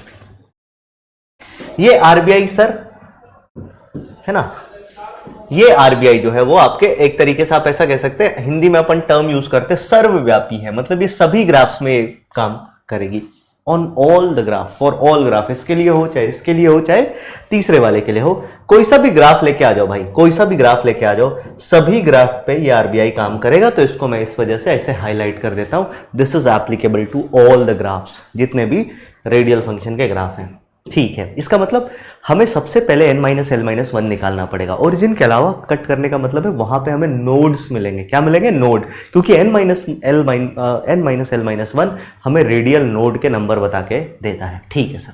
फिर साई आर वर्सेस आर का ग्राफ को अगर आप देखेंगे तो फॉर एस सबशेल के लिए, एस सबशेल के लिए क्या होगा, आर बराबर 0, साई आर की वैल्यू ग्रेटर देन 0 होगी, मतलब ग्राफ ऊपर से शुरू होगा, और आर बराबर इंफिनिटी पे आपका साई आर 0 हो जाएगा। इनफाइनाइट डिस्टेंस पे इलेक्ट्रॉन मिलने की प्रोबेबिलिटी 0 होती है सर। फिर पी, डी और एफ सबशेल के लिए क्या होगा, ओरिजिन पे भी 0, और साथ ही साथ आपका क्या कहते हैं, ओरिजिन पे भी इनके लिए 0 है, और साथ ही साथ इनके प्रोबेबिलिटी इन्फिनिटी पे भी 0 है। तो चेंज बस इसमें, इसको अगर आप देखेंगे ना, ये डिफरेंट है सर। यहां पे ओरिजिन पे आर बराबर 0 पे ये ग्रेटर देन 0 था, यहां आर बराबर 0 पर ये 0 है। सबसे पहले अपन मान लेते हैं 4s का ग्राफ बनाते हैं। 4s का ग्राफ किस तरीके से होगा सर, तो आप बोलेंगे सर देखो n-l-1 की वैल्यू जो है वो निकाल लेते हैं, 4 - 0 - 1 दैट इज 3। n-l-1 की वैल्यू आ गई 3, इसका मतलब ग्राफ ओरिजिन के अलावा है एक्स एक्सेस को, आर वाले एक्सेस को 3 बारी कट करना चाहिए। तो हमने क्या किया सर, ऊपर से शुरू किया, 0 तो होता नहीं तो ऊपर से शुरू किया, फिर 1 बार कट किया, 2 बार कट किया इधर, फिर 3 बार कट किया, और फिर पैरेलल हो गया सर। लास्ट में सभी ग्राफ ऐसे पैरेलल हो जाएंगे सर। ठीक है। 4p की बात करें तो 4p के लिए क्या है, आप बोलेंगे सर p के लिए ग्राफ 0 से शुरू होना चाहिए। तो 0 से शुरू हुआ और इस पॉइंट के अलावा ये कितनी बार कट करेगा, तो n-l-1 मतलब 4 - 1 - 1 2 बार ये एक्सेस को कट करना चाहिए। तो एक बार नीचे जाते हुए कट किया, एक बार ऊपर जाते हुए, और फिर यहाँ के पैरेलल हो गया। याद रखिएगा क्योंकि ये साई का ग्राफ है तो ये पॉजिटिव नेगेटिव दोनों हो सकता है। फिर अपन आते हैं साई स्क्वायर के ग्राफ में। साई स्क्वायर के ग्राफ में साई का ही क्या है सर, बस एक छोटा सा चेंज है कि एक्स एक्सिस के नीचे जितनी भी चीजें हैं उसका अपन मिरर इमेज ले लेंगे वाई एक्सिस पे, मतलब उसका अपन मिरर इमेज ले लेंगे अबाउट एक्स एक्सिस, मतलब नीचे कुछ नहीं आना चाहिए, सब कुछ ऊपर ही ऊपर आएगा। ये है आपका क्या, साई स्क्वायर का ग्राफ। देखिए same as psi R versus R, बस ग्राफ नेगेटिव नहीं जाता है। और इसमें आरबीआई क्या है सर, आरबीआई यही है कि for S subshell if R is equal to 0, psi square R greater than 0 होगा, और आर इंफिनिटी तो साई स्क्वायर आर आपका क्या हो जाएगा सर, 0 हो जाएगा। सिमिलरली पीडीएफ के लिए क्या है sir, if R is equal to 0 तो साई स्क्वायर आर 0 ही हो जाएगा, और आर इन्फिनिटी है तो साई स्क्वायर आर 0 ही रहेगा। मतलब पीडीएफ के लिए स्टार्टिंग भी 0 और एंड भी 0 पे, एस के लिए स्टार्टिंग ग्रेटर देन 0, एंड तो 0 पे ही होगा। उसी तरीके से 4s के लिए साई स्क्वायर का ग्राफ जब बनाएंगे तो अभी क्या कर रहे थे सर, हम यहां से नीचे लेके जा रहे थे, अब नीचे लेके नहीं जाएंगे। इस केस में साई स्क्वायर के ग्राफ में अपन इसको, इसी ग्राफ को अगर साई स्क्वायर का बनाना है तो नीचे लेके नहीं जाएंगे, यहां पे ऐसे लेके आए, फिर यहां टप्पा दिला देंगे, टप्पा फिर टप, ये इस तरीके से पैरेलल हो जाएगा, ये कट नहीं करेगा, इस तरीके से ऐसे पैरेलल हो जाया करेगा। ये आपका साई स्क्वायर वर्सेस आर का ग्राफ है 4p के लिए। अब हम चलते हैं अगले ग्राफ पे जिसका नाम है RPDF, जिसको अपन कहते हैं रेडियल प्रोबेबिलिटी डिस्ट्रीब्यूशन फंक्शन। क्या कहते हैं sir, radial probability distribution function. नाम थोड़ा कठिन है बट है कुछ नहीं। यहाँ पे जो हम ग्राफ निकालते हैं वो बेसिकली इसका जो ग्राफ जिसके बीच में बनाते हैं वो बनाते हैं 4πr² साई स्क्वायर dr। ये बताता क्या है, ये बताता है कि न्यूक्लियस से, है ना, न्यूक्लियस से सेंटर से r डिस्टेंस पे dr, है ना, dr लेंथ की एक स्ट्रिप ली है हमने, और इस स्ट्रिप में इलेक्ट्रॉन मिलने की प्रोबेबिलिटी, मतलब ये पतले से स्ट्रिप में कितने इलेक्ट्रॉन मिलने की प्रोबेबिलिटी है, इसको अपन ने बोल दिया RPDF, that is radial probability distribution function. कई बार इसको P ऑफ R भी कह दिया जाता है। इसकी अगर अपन बात करें तो चाहे S हो, चाहे P हो, चाहे D हो, चाहे F हो, कोई सा भी हो सर, सभी के लिए r बराबर 0 पर इसकी वैल्यू 0 होती है और क्या कहते हैं r बराबर इंफिनिटी पर भी इसकी वैल्यू 0 होती है। मतलब ये सभी के लिए 0 से ही शुरू होगा, एंड भी 0 से ही होगा। फिर कुछ इंपॉर्टेंट, वैल्यू नेगेटिव नहीं होगा इसमें कोई भी वैल्यू, क्योंकि ये प्रोबेबिलिटी की बात कर रहा है तो वैल्यू नेगेटिव नहीं हो सकती। फिर एक्स एक्सिस को अदर देन ओरिजिन, ओरिजिन के अलावा n minus l minus 1 time से क्या करेगा सर, पास या टच करेगा।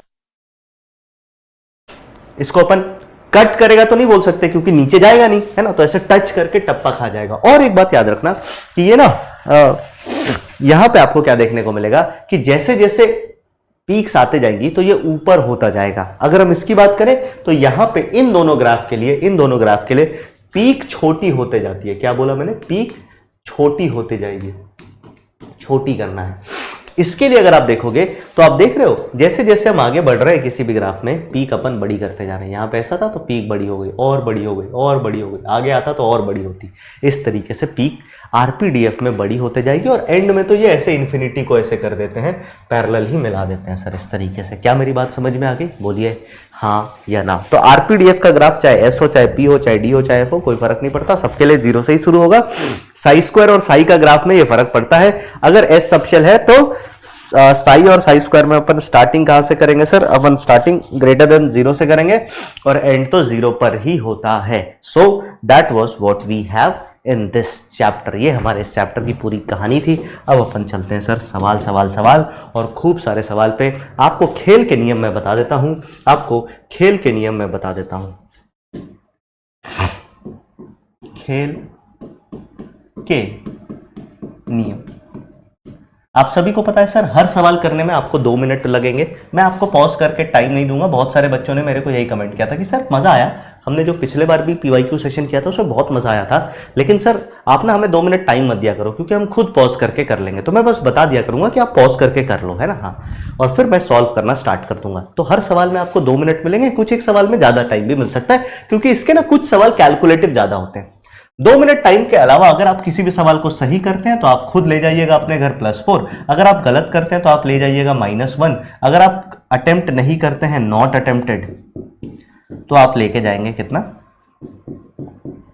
उस केस में आप लेके जाएंगे 0 मार्क्स। ठीक है, तो आपको एंड में कमेंट बॉक्स में ये जरूर लिखना है कि आपने इस खेल में कितने मार्क्स स्कोर किए हैं सर, और ईमानदारी के साथ खेलिएगा, समय को, है ना, हाँ, समय का जो पाबंद है उसको मानते हुए। ऐसा नहीं कि 5 मिनट में मैं एक सवाल कर रहा हूं या 10 मिनट में। कोई सवाल अगर ऐसा होगा 5-1 मिनट वाला तो उसको भी अपन करेंगे।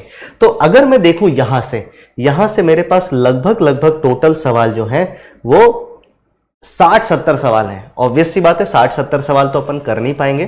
तो मैं एक काम करता हूं सर, पहले ना मैं आपको 2024 के सवाल करा देता हूं।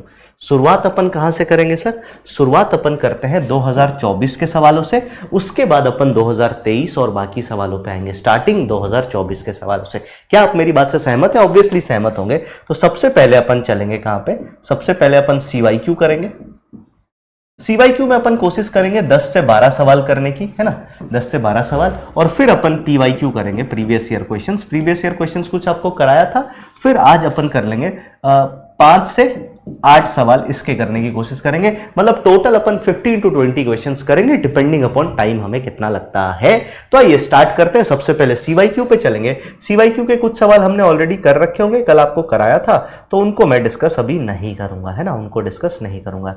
जैसे सबसे पहला सवाल आपके कंप्यूटर स्क्रीन पे ये रहा, ये क्या है sir, the de Broglie wavelength of electron in 4th orbit is क्या कहते हैं, πa0 डैश था। ऑलरेडी डन है sir, this question is already done, तो इसके लिए मैं कुछ भी नहीं लिख रहा। हाँ, एक चीज अच्छी बात यह है कि मैं सारे सवाल जो इस साल के हैं उसके आंसर्स भी यहां पे लिखवा के लाया हूं कि अगर मान लो, मैं ये कह रहा हूं कि अगर मान लो मैं सारे सवाल नहीं करा पाया क्योंकि सवाल के नंबर ज्यादा है, करीब 22-25 सवाल है इस साल के, अगर तो जो एक जैसे मिलते जुलते सवाल होंगे उसके बार बार क्यों करेंगे, वो आपके लिए छोड़ दूंगा। तो अगर मैं नहीं करा पाया तो इस साल वाले सवाल को मैं यहीं छोड़ दूंगा ताकि आप खुद से आंसर, मतलब आप खुद से सॉल्व भी कर सके और आपको आंसर भी पता हो। इससे क्या होगा ना कि आप प्रैक्टिस अच्छे से करोगे अगर आपको आंसर्स पता है तो, है ना। और बाकी जब मैं सवाल दे रहा हूं तो मैं ऐसे छुपा दूंगा आंसर, कुछ करना ही नहीं है। इसके लिए मैं एक ये वाला पेन ले लेता हूं, इसको इतना बड़ा कर देता हूं, ये खुद ही आंसर छुपा देगा सर। ऐसे एक बार स्ट्राइक करूंगा आंसर छुप जाएगा, है ना। इतना छुप गया तो काम हो गया, अपन सवाल तो कर ही सकते हैं, समझ गए। हाँ, तो मस्त तरीका है। तो चलिए सबसे पहले सवाल पे चलते हैं। सबसे पहला सवाल हमारे कंप्यूटर स्क्रीन पे ये रहा। बहुत ही सिंपल सा सवाल है सर, सवाल देख करके घबराइएगा मत है भाई। आंसर आई होप छुप ही गया होगा, आप देख नहीं पाए होंगे, मुझे ऐसा लग रहा है। अगर ऐसी बात है तो बहुत ही अच्छी बात है। चलिए question number 1 on your computer screen. कितना सिंपल सवाल है देखो, दिस इज क्वेश्चन नंबर 1 के साथ आप हैशटैग लगा के जरूर बता दीजिएगा। इस सवाल को करने के लिए आपको टाइम दिया गया है 1 मिनट। 1 मिनट में पढ़िए, सॉल्व कीजिए, फिर अपन आगे चलते हैं। सवाल क्या कह रहा है, choose the incorrect statement about Dalton भाई साहब की एटॉमिक थ्योरी। डाल्टन की एटॉमिक थ्योरी 9वीं कक्षा में पढ़ते हैं सर हम। सवाल आया 4 अप्रैल सेकंड शिफ्ट में 2024। CYQ है सर। इनकरेक्ट स्टेटमेंट हमें चुनना है। सबसे पहला, chemical reactions involve reorganisation of atom. बात बिल्कुल सही है। इन्होंने ये बताया था कि केमिकल की अगर अपन बात करें, केमिकल रिएक्शन में एटम क्रिएट और डिस्ट्रॉय नहीं होता है, बस इधर से उधर शिफ्ट हो जाता है। ठीक है। Matter consist of indivisible atom. बिल्कुल सही, इनडिविजिबल एटम की थ्योरी इन्होंने दी थी कि एटम से छोटा तो कुछ होता ही नहीं है, सबसे छोटी चीज जो है वो एटम ही है। फिर compounds are formed when atom of different element combine in any ratio. ना ना ना ना, यहां पे गलती हो रही है सर, अभी आगे आएंगे अगले पॉइंट पे। Compounds are formed when atom of different element combine in any ratio. All the atom of a given element have identical properties including identical mass। ये वाला पॉइंट रिपीट हो गया है तो मैं इसको काट देता हूं। एक्चुअली में फोर्थ स्टेटमेंट जो है वो ये वाला है सर कि all the atom of a given element have identical properties including identical mass. तो मैं बात करूं तो मोटा मोटी प्रॉपर्टी उनकी एटम की इंडिविजिबिलिटी पे थी कि भैया एटम अपन इंडिविजिबल होते हैं, एटम से छोटा कुछ भी नहीं होता। दूसरी प्रॉपर्टी उनकी ये थी कि यार एटम वगैरह की अपन बात करें तो ये बनाए और बिगाड़े नहीं जा सकते हैं, है ना, in a chemical reaction. Nuclear reaction में तो ये भी आज के डेट में हम कर सकते हैं। फिर तीसरी प्रॉपर्टी इनकी ये थी कि एक एलिमेंट के एटम एक जैसे होंगे, डिफरेंट एलिमेंट के एटम डिफरेंट होंगे। यही बात इन्होंने करी थी। अब अगर मेरे को इनकरेक्ट स्टेटमेंट इसमें देखना है तो ये वाला लग रहा है कि compounds are formed when atoms of a different element combined in any ratio. नहीं, कंपाउंड बनाने के लिए डिफरेंट एलिमेंट को फिक्स्ड रेशियो में कंबाइन करना पड़ेगा। तो ये सी ऑप्शन हमारा इनकरेक्ट ऑप्शन हो गया। बहुत ही सिंपल यार, बहुत सिंपल सा सवाल है, बहुत सिंपल सा सवाल है। तो आई होप आप सभी ने 1 को करेक्ट कर दिया होगा। 1 को करेक्ट कर दिया तो 1 के साथ दिल जरूर बना दीजिएगा सर। अगले सवाल पे चलते हैं। अगला सवाल आपके कंप्यूटर स्क्रीन पे ये रहा, न्यूमेरिकल आंसर टाइप का सवाल है सर। आइए देखते हैं सवाल क्या कह रहा है। Question number 2 for you again. इसके लिए आपको टाइम दिया जाता है, पूरे 1 मिनट। सवाल क्या कहता है, the maximum number of orbital which can be identified for n बराबर 4 और ml बराबर 0। ऐसा ही खूब सारा सवाल अभी किया था। अब हमसे ना इलेक्ट्रॉन नहीं पूछा है सर, ऑर्बिटल पूछा है। तो आइए देखते हैं। हमारे पास क्या है सर, n बराबर 4 है और ml बराबर 0 है। इसका मतलब मैं ये कहना चाह रहा हूं सर, हमें ना l की वैल्यू मिसिंग है, तो l की ऑल पॉसिबल वैल्यूज हमें लेनी पड़ेगी। तो l की पॉसिबल वैल्यूज क्या क्या हो जाएंगी सर, आप बोलोगे l की वैल्यू हो जाएगी 0, 1, 2, 3, n-l तक सारी वैल्यूज। आपने बोला ठीक है। 0 के लिए मैंने बोला 4s आएगा, 1 के लिए 4p आएगा, आपका 2 के लिए 4d आएगा और 3 के लिए 4f आ जाएगा सर। ये सारी वैल्यूज आ गई। इसमें m की वैल्यूज क्या क्या हो जाएंगी सर, m यानी कि ml वही सेम बात है। इसके लिए 0, इसके लिए वैल्यू आई -1, 0 + 1। इसके लिए वैल्यू आई -2, -1, 0 + 1 और +2। इसके लिए वैल्यू आई -3, -2, -1, 0 + 1 +2 और +3। ये सारी वैल्यूज। तो अगर हमें यहाँ पे बताना है ml बराबर 0 पे कौन सी वैल्यूज आएंगी, अगर हमें बताना है ml बराबर 0 पे कौन सी वैल्यूज आएंगी, तो 1, 2, 3, 4। कितनी वैल्यूज मिली सर हमें? 4। तो कितने ऑर्बिटल्स मिले? आप बोलोगे सर हर एक वैल्यू का मतलब एक ऑर्बिटल है, तो हमारे पास कितने ऑर्बिटल हुए सर? आप बोलोगे ऑर्बिटल हो गए 4। पूछा क्या था हमसे? ऑर्बिटल के ही बारे में। अगर इलेक्ट्रॉन के बारे में पूछा होता तो मैक्सिमम को 2 से मल्टीप्लाई कर देते। ऑर्बिटल के बारे में पूछा है तो आंसर हो जाएगा इसका 4। 4 इज द करेक्ट आंसर। कितने लोगों ने सही किया है? 2 के साथ दिल बना दीजिएगा और ये जरूर बताइएगा कि भाई साहब देखो सही तो तुम कर लोगे, वो मुझे भी पता है कितने टाइम में सही किया है, क्योंकि ये सब हलवा सवाल है यार। ऐसे ऐसे सवाल तो चुटकी बजाते ही अपन कर सकते हैं। क्या मेरी बात क्लियर है? बताइए। क्या मेरी बात क्लियर है? बताइए। अगले सवाल पे चलते हैं। अगले सवाल में अच्छी बात यह है कि इसमें ऑप्शंस नेक्स्ट पेज में दे रखे हैं और फिर तुम देखो स्टेटमेंट बेस्ड सवाल है। तो दिस इज क्वेश्चन नंबर 3 है ना, CYQ का क्वेश्चन नंबर 3। सवाल क्या कह रहा है कि the incorrect postulates of Dalton theory is. भाई साहब डाल्टन थ्योरी से सवाल पूछ दिया यार जेई ने। डाल्टन थ्योरी से पता नहीं कितने कितने सवाल पूछे और ये सवाल 5 अप्रैल का। अभी कुछ दिन पहले ही पूछा था। ये सवाल कब का था भाई? ये सवाल 4 अप्रैल को 2 सवाल आ गए है ना। ये तो सिर्फ 2 का ही है। देखो 4 अप्रैल को शिफ्ट 1 में ये सवाल आया, ठीक है, शिफ्ट 2 में 2 सवाल आया एक ये और एक ये, मतलब एक ही शिफ्ट में 2 सवाल आ गया एटॉमिक स्ट्रक्चर से। फिर 4 के बाद 5 अप्रैल को एग्जाम होगा, 5 अप्रैल को शिफ्ट 1 का ये सवाल है, शिफ्ट 2 का भी सवाल देख लेंगे कि शाम वाले शिफ्ट में क्या सवाल आया। तो आइए देखते हैं। कह रहा था इनकरेक्ट पोस्टुलेट, फिर से इनकरेक्ट पूछा है। सबसे पहला पॉइंट है atoms of different element differ in mass, मतलब atoms of different element are different, ये बात पूछा था तो ये बात सही है यार। इन मास कहे चाहे कुछ कहे, तो हमने बोला कि और ज्यादा स्पेसिफिक जानकारी दे दी है, बट कहना तो यही चाहते थे वो। अगले पॉइंट पे matter consist of divisible atom, भाई साहब ये तो सरासर फॉल्स है, ये तो क्या कहते हैं सरासर फॉल्स है सर, है ना, फॉल्स स्टेटमेंट है और हमसे फॉल्स स्टेटमेंट ही पूछा है। फिर compounds are formed when atom of different element combined in fixed ratio। आप बोलोगे ये भी अभी देखा था सर, मिलता जुलता सवाल है। अगर किसी ने सिर्फ 2 की एनालिसिस देख के ये पेपर अटेम्प्ट करने गया होता तो भाई एग्जैक्टली सेम स्टेटमेंट यूज किए हुए हैं भाई। फिर all the atom of given element have different properties including mass. फिर रिपीट करता हूं, all the atom of a given element, एक एटम के सारे एलिमेंट हैव डिफरेंट प्रॉपर्टीज, ये तो फॉल्स स्टेटमेंट है सर, फॉल्स मतलब इनकरेक्ट स्टेटमेंट है। फिर chemical reactions involve reorganisation of atom, ये भी बिल्कुल सही बात है। तो अगर यहां से मैंने पढ़ा तो मुझे ये पता चल गया कि सर 2 ऑप्शन इनकरेक्ट है, बी कॉमा डी। हमें बी कॉमा डी जो भी ऑप्शन में दिख रहा है वही सर्च करना है और हमें टिक कर देना है। तो आइए देखते हैं भाई साहब इसका आंसर क्या हो जाएगा। इसका आंसर अगर अपन देखें तो पहले वाले में बी है ही नहीं, दूसरे वाले में बी डी है लेकिन ए भी है, गलत हो गया। इसमें बी डी है और ई भी है, गलत हो गया। बी एंड डी ओनली सिर्फ बी ऑप्शन में है, यही हमारा सही स्टेटमेंट है। वैसे आंसर इसका छुपाया नहीं क्योंकि ये छुपाने वाला सवाल नहीं था सर। तो देख रहे हो, सेकेंड अटेम्प्ट की अगर अपन बात करें तो 4 अप्रैल इस साल से शुरू हुआ था। हो सकता है आप में से किसी के शिफ्ट में, आप में से किसी ने पेपर दिया होगा, उसी के शिफ्ट का पेपर होगा ये। अब देखो पहले दिन सवाल पूछा और सेम सवाल दूसरे दिन भी पूछ लिया, सेम सवाल, हू बहू सेम सवाल सर, है ना, खाली ऑप्शन को ट्विस्ट एंड टर्न कर दिया। चलिए अगले सवाल पे चलते हैं, है ना।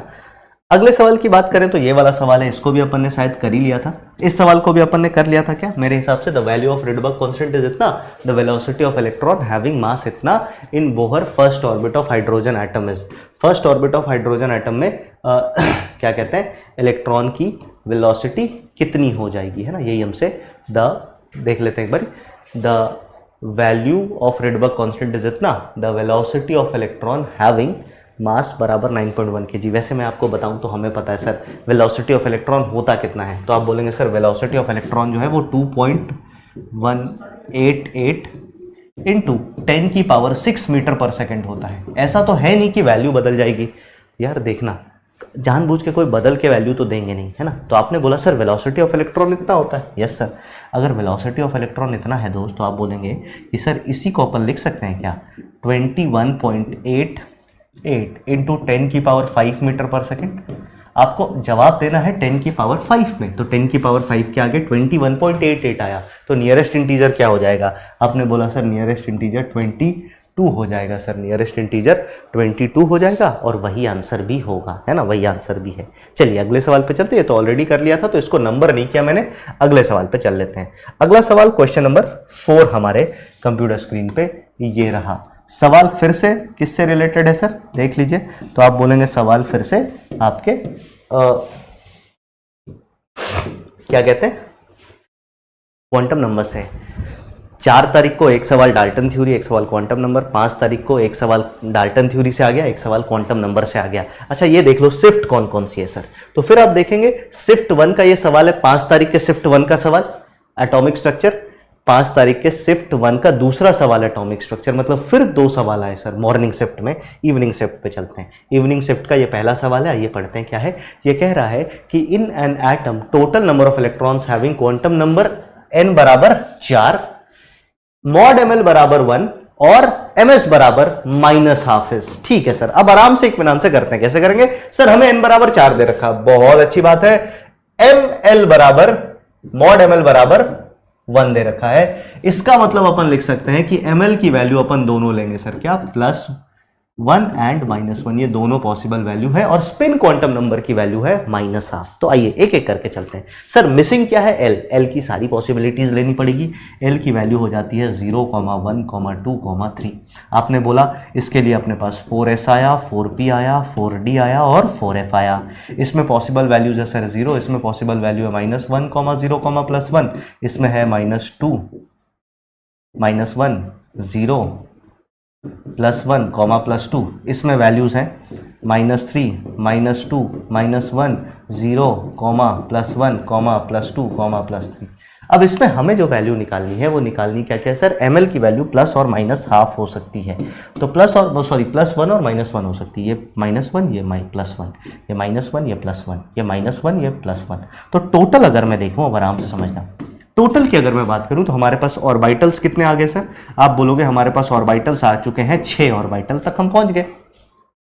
सर 6 ऑर्बिटल में टोटल इलेक्ट्रॉन कितने होंगे मैक्सिमम? तो आप बोलोगे टोटल इलेक्ट्रॉन जो होंगे वो होंगे 12।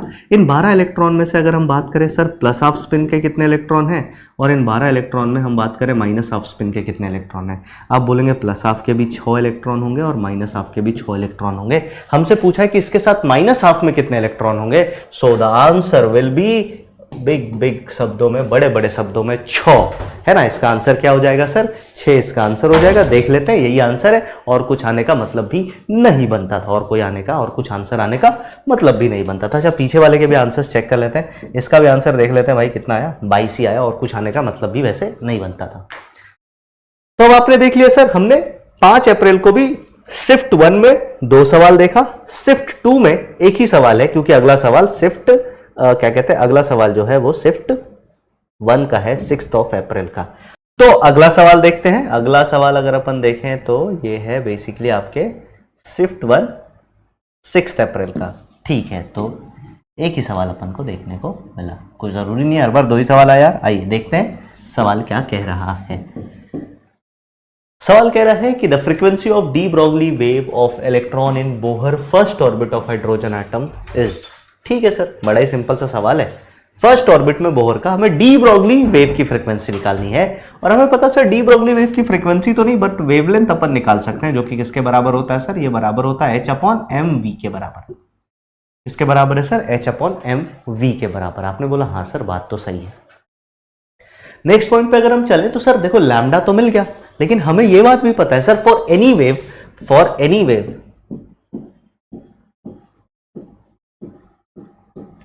लैम्डा या फ्रीक्वेंसी इनटू लैम्डा ये किसके बराबर होगा सर? ये वेलोसिटी के बराबर होता है। तो ये बराबर किसके हो गया? वेलोसिटी v के। यहां पे मैं c नहीं लिख सकता, क्योंकि ये इलेक्ट्रोमैग्नेटिक वेव नहीं है, ये एक मैटर वेव है, इलेक्ट्रॉन का वेव है। इलेक्ट्रॉन की वेलोसिटी लाइट के वेलोसिटी के बराबर नहीं होती है। तो यहां से अगर मुझे फ्रीक्वेंसी निकालनी है तो ये किसके बराबर आएगी सर? ये वेलोसिटी अपॉन लैम्डा के बराबर आ गई। किसके बराबर आ गई सर? Velocity upon lambda. ठीक है, आपने बोला हाँ सर, मैंने वेलोसिटी अपॉन लैम्डा निकालना है। तो लैम्डा इतना है, वेलोसिटी अपॉन लैम्डा कितना हो जाएगा? फ्रीक्वेंसी के बराबर, और ये हो जाएगा आपका वेलोसिटी के लिए तो v लिख दिया, लैम्डा के लिए h/mv, mv का m और v ऊपर मल्टीप्लाई कर दिया। तो फॉर्मूला अंत में हमारे पास आ गया क्या? फॉर्मूला अंत में हमारे पास आ गया mv²/h। आपने बोला सर वैल्यूज पता होती हैं, पुट करते चलते हैं। Mass of electron is 9.1 into 10⁻31। बस इतना याद रखना कि सभी को SI यूनिट में। वेलोसिटी ऑफ इलेक्ट्रॉन की बात करें तो वेलोसिटी ऑफ इलेक्ट्रॉन कितनी होती है? 2.188 है ना। तो दिस इज 2.188 इंटू 10⁻6 और इस पूरे का स्क्वायर, और इस पूरे को अपन डिवाइड करेंगे h से, प्लैंक कांस्टेंट से, जो कि है 6.6 इंटू 10⁻34। इसको अपन सॉल्व करेंगे, सीधा आंसर आ जाएगा सर, डायरेक्ट आंसर आ जाएगा। आप आंसर कमेंट बॉक्स में जरूर लिख दीजिएगा, आप आंसर कमेंट बॉक्स में जरूर लिख दीजिएगा। ये सवाल नंबर कितना हो गया सर? 4 के बाद ये 5वां सवाल था। 5वें सवाल का क्या आंसर आया आप कमेंट बॉक्स में जरूर बताएं। अगले सवाल पे चलते हैं सर। अगला सवाल आपके कंप्यूटर स्क्रीन पे ये रहा। The next question on your computer screen is this, है ना। हाँ चलिए इसको करते हैं सर, बड़ा ही प्यारा सवाल है। आइए क्वेश्चन नंबर 6 कह क्या रहा है देखते हैं। फॉर हाइड्रोजन एटम, अच्छा ये 6 अप्रैल को सेकेंड शिफ्ट में आया। For hydrogen atom energy of electron in first excited state is इतना। फर्स्ट एक्साइटेड स्टेट मतलब ये n बराबर 2 की बात कर रहा है। This is first excited state. Kinetic energy of same electron of hydrogen atom is x electron volt. The value of x is 10 की पावर -1 इलेक्ट्रॉन वोल्ट में हमें काइनेटिक एनर्जी ऑफ इलेक्ट्रॉन पूछा है। मैंने आपको एक इक्वेशन लिखाई थी क्या सर, ये जो एनर्जी अपन निकालते हैं ना, ये वाली एनर्जी, ये टोटल एनर्जी है sir. This is total energy of electron. और मैंने आपको एक्सप्रेशन क्या लिखाया था, ये लिखाया था कि सर अपन potential energy by 2 is equals to total energy is equals to negative of kinetic energy, minus of kinetic energy होता है। तो हमें इन दोनों रिलेशन को यूज करना है क्योंकि टोटल एनर्जी गिवन है, काइनेटिक एनर्जी निकालनी है। तो आप बोलेंगे काइनेटिक एनर्जी किसके बराबर हो जाएगा सर, आप बोलेंगे माइनस ऑफ टोटल एनर्जी, और माइनस ऑफ टोटल एनर्जी का मतलब है माइनस ऑफ -3.4 इलेक्ट्रॉन वोल्ट हो गया। सॉल्व करेंगे तो ये 3.4 इलेक्ट्रॉन वोल्ट आया, लेकिन हमें आंसर 10 की पावर -1 में देना है। तो इसको अपन क्या लिख सकते हैं, इसको अपन लिख सकते हैं 34 इंटू 10 की पावर -1 इलेक्ट्रॉन वोल्ट। और ये सीधा सीधा आंसर कितना आ गया सर, 34। कितना टाइम लगा सर, 10 सेकंड से भी कम का समय लगा, और हमने न्यूमेरिकल आंसर टाइप का एक सवाल कर लिया सर। बहुत ही बेहतरीन, बहुत ही प्यारा और नन्हा मुन्ना राज दुलारा सवाल है। चलिए इसके बाद अपन आते हैं क्वेश्चन 6 के बाद क्वेश्चन 7 पे। क्वेश्चन 7 8 अप्रैल को आया सर, है ना। क्वेश्चन नंबर 7 8 अप्रैल को आया। आंसर छुपा लेता हूं, नहीं तो भाई साहब तुम तुरंत आंसर मार्क कर दो।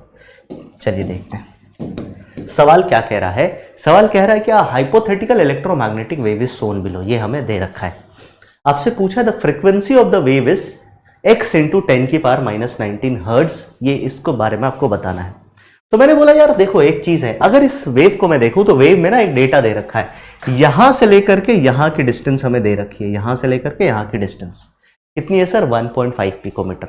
मैंने बोला भाई अगर यहां से लेके यहां तक की डिस्टेंस दे रखी है 1.5 पिकोमीटर, तो यहां तक की डिस्टेंस भी, ये सब डिस्टेंस ऐसे से निकाल लेते हैं। आप बोलोगे वेव सिमेट्रिकल है तो ये भी 1.5 हो गया, ये भी 1.5 हो गया, और ये भी 1.5 हो गया।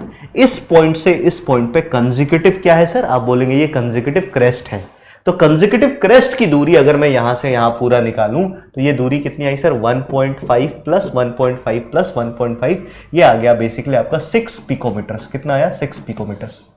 आपने बोला हाँ सर।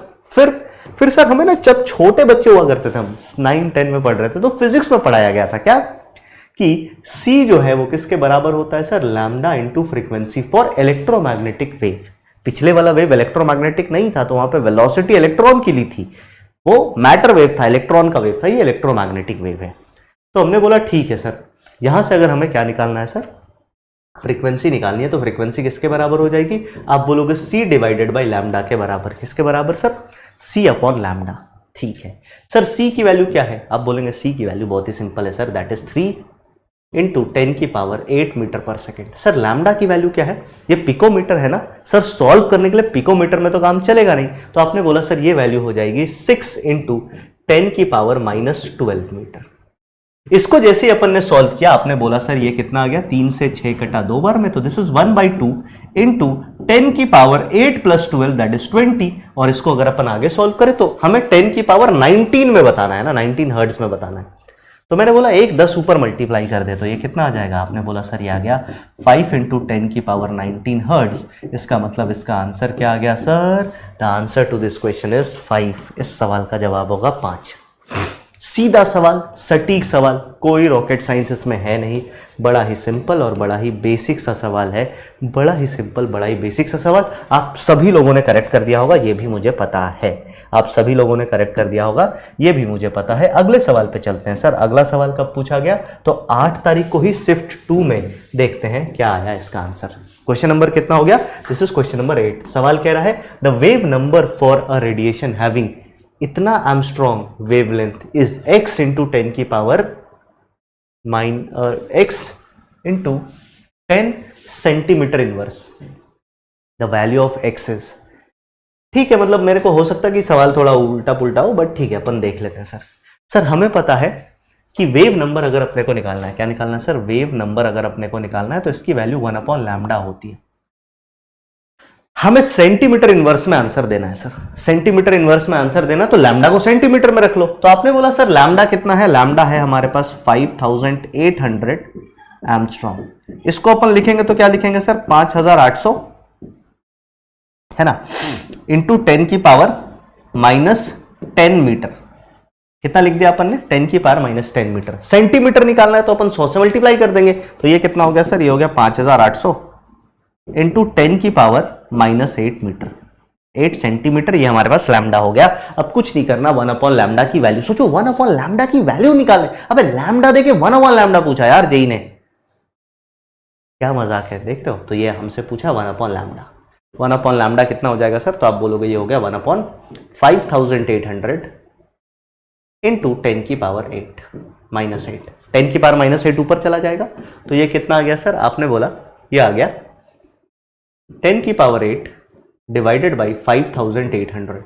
इसको थोड़ा सा सॉल्व करें तो मैं लिख सकता हूं, इसको थोड़ा सा अगर सॉल्व करें तो मैं लिख सकता हूं, 2 जीरो उड़ा देते हैं और 1 जीरो बाहर लिख देते हैं, 10 इंटू, अब ये कितना बचेगा सर, 2 जीरो चल गया तो 6 बचता, 10 इंटू 10 की पावर 5/58, यही बचेगा हमारे पास, 10 इंटू 10 की पावर 5/58, बशर्ते कि यहां पे 10 की कोई वैल्यू ना दे रखी हो सकता है क्वेश्चन में टाइपिंग एरर होगा, है ना। तो ये हमारे पास वैल्यू आ गई, और हमें अगर इतना x इंटू दिस दे रखा है सेंटीमीटर इनवर्स, तो यही हमारा आंसर हो जाएगा 10 की पावर 5 डिवाइडेड बाई 58। एक बार अपन ना कैलकुलेट करके देख लेते हैं, 10 की पावर 5 डिवाइडेड बाई 58 कितना आ रहा है ना। आइए, 10 की पावर 5 का मतलब 1 2 3 4 5 हो गया, ये 1 लाख डिवाइडेड बाई 58, ये कितना आया सर, 1724.137। तो ये आया 1724.13 इंटू 10, इतना आया। मतलब बेसिकली इंटीजर, अगर इंटीजर टाइप का सवाल है तो आंसर 1724 हो जाएगा। तो the answer to this question would be 1724। एक बार चेक कर लेते हैं क्या यही आंसर है, देखते हैं। तो 1724 इज द आंसर। इसका मतलब कितना सिंपल सवाल था यार, लैम्डा दे रखा था, 1/लैम्डा की वैल्यू जेई मेंस ने पूछा है 4 नंबर के लिए, और तुम कहते हो कि पता नहीं जेई क्या पूछ रहा है सर, कितना कठिन पेपर है। पेपर कठिन नहीं है, तुम्हारी तैयारी कई बारी क्या होती है, थोड़ी हल्की होती है ना। तुम उस लेवल पे जाके तैयारी नहीं करते हो, इस वजह से कई बारी दिक्कत हो जाती है सर। अगला सवाल आपके कंप्यूटर स्क्रीन पे ये रहा, ये क्वेश्चन नंबर 8 के बाद ये हो गया आपका क्वेश्चन नंबर 9।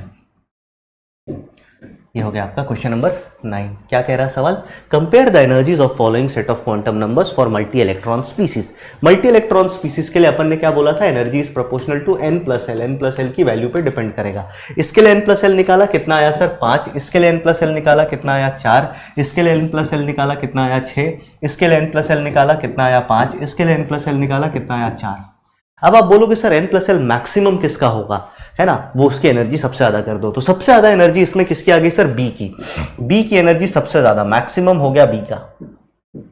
मिनिमम एनर्जी किसकी होगी सर, तो n प्लस एल 4 है ना, minimum energy n plus L 4, इसके पास भी है, इसके पास भी है। तो मैंने क्या बताया था सर, इस केस में n प्लस एल के केस में जब n प्लस एल सेम हो जाए तो जिसके n की वैल्यू ज्यादा होती है उसकी एनर्जी ज्यादा, जिसके n की वैल्यू कम होती है उसकी वैल्यू कम, उसकी एनर्जी कम, तो इसकी एनर्जी मिनिमम हो जाएगी। तो C के लिए मिनिमम एनर्जी आएगी। आइए ऑप्शंस सर्च करते हैं, B के लिए मैक्सिमम, C के लिए मिनिमम। B के लिए मैक्सिमम है, B के लिए मैक्सिमम है, B के लिए मिनिमम है, B के लिए मैक्सिमम है, D के लिए मिनिमम गलत, E के लिए मिनिमम गलत, C के लिए मिनिमम, यस सर यही हमारा सही आंसर हो गया। देख लेते हैं एक बार, आंसर इज टी, है ना। सिंपल, हमने क्या किया सर, मैक्सिमम मिनिमम पता किया, ऑप्शन से एलिमिनेट करके सीधा आंसर टिक कर दिया। बाकी तुम ऑर्डर पे भी अरेंज कर सकते थे, कोई बड़ी बात नहीं है, कोई ऐसा नहीं है कि एकदम तुक्केबाज वाला सवाल पूछ दिया कि अपन इसका आंसर ही ना कर पाए, है ना। एकदम तुक्केबाज वाला ऐसा भी सवाल नहीं है कि अपन इसका आंसर ना कर पाए। चलिए अगले सवाल पे चलते हैं सर। अगला सवाल हमारे कंप्यूटर स्क्रीन पे ये रहा। ये क्वेश्चन नंबर कितना था sir, this was question number 9, this is question number 10।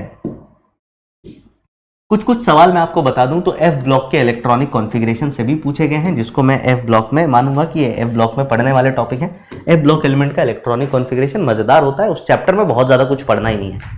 तो इलेक्ट्रॉनिक कॉन्फ़िगरेशन एफ ब्लॉक के एलिमेंट का, डी ब्लॉक के एलिमेंट का, ये वहीं पढ़े तो आप ज्यादा अच्छा है। आगे आते हैं, लिस्ट 1 से लिस्ट 2 को मैच करना है। यहाँ पे इलेक्ट्रॉनिक कॉन्फ़िगरेशन दे रखा है, सोचो इलेक्ट्रॉनिक कॉन्फ़िगरेशन दे रखा है, इसको हटा देते हैं, गलती से आ गया। नाइट्रोजन का इलेक्ट्रॉनिक कॉन्फ़िगरेशन, आप बोलेंगे नाइट्रोजन का इलेक्ट्रॉनिक कॉन्फ़िगरेशन में क्या होगा सर, 2p3 होना चाहिए। सर 2p3 है, हाँ सर ये नाइट्रोजन का हो गया। इसके लिए थर्ड ऑप्शन मैच करेगा। सर सल्फर के इलेक्ट्रॉनिक कॉन्फ़िगरेशन में क्या होगा, तो आप बोलोगे सर 3s2 3p4 होता है, 3s2 3p4 सेकंड ऑप्शन में ही है, यही इसका आंसर हो गया। सर ब्रोमीन में 5 इलेक्ट्रॉन होते हैं लास्ट में, तो 5 इलेक्ट्रॉन इसमें दिख रहे हैं आपको 1 में, तो 1 ही हमारा आंसर हो गया।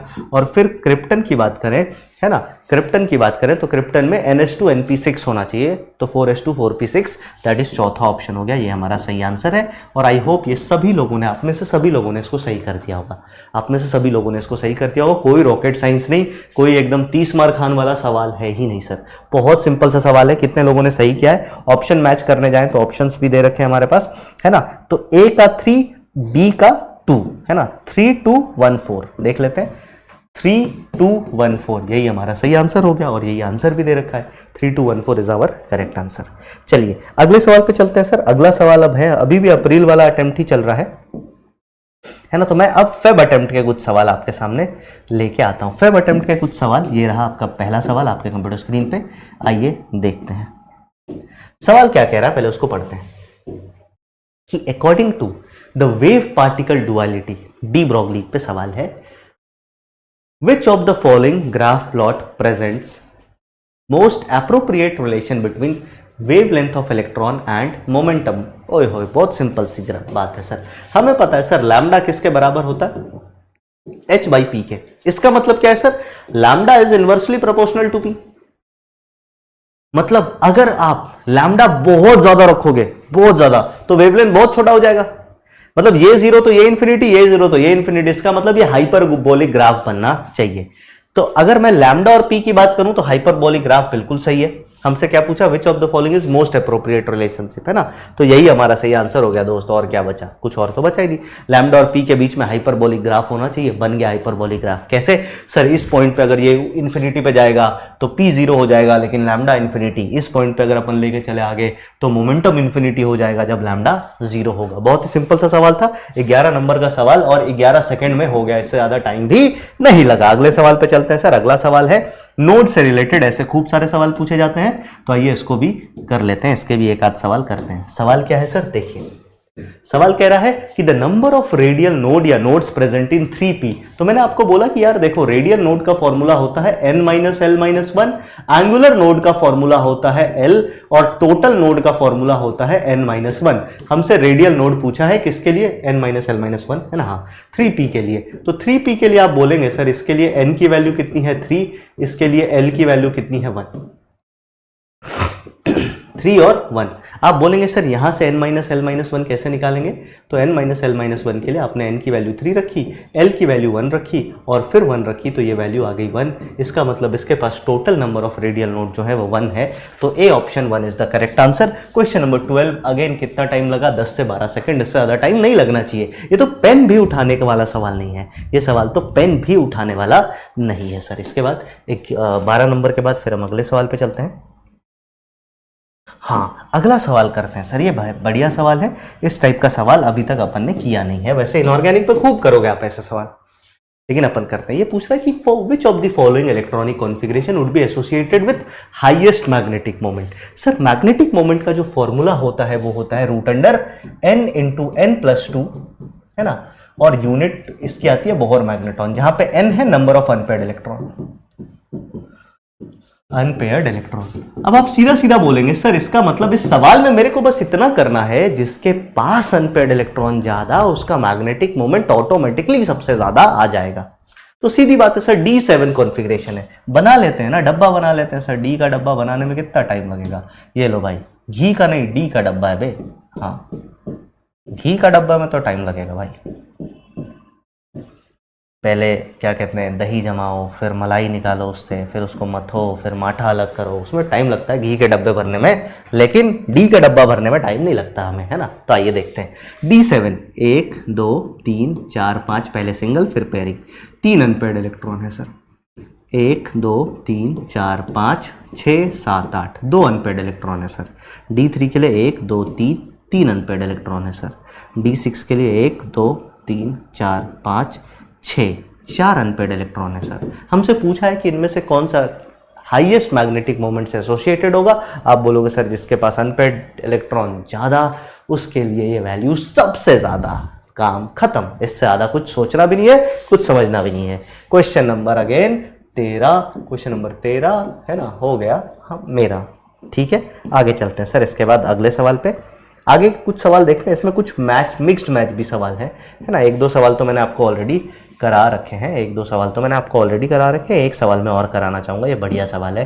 Question number 14, this is question number 14। कब का है सर? 30 जनवरी 2024 का।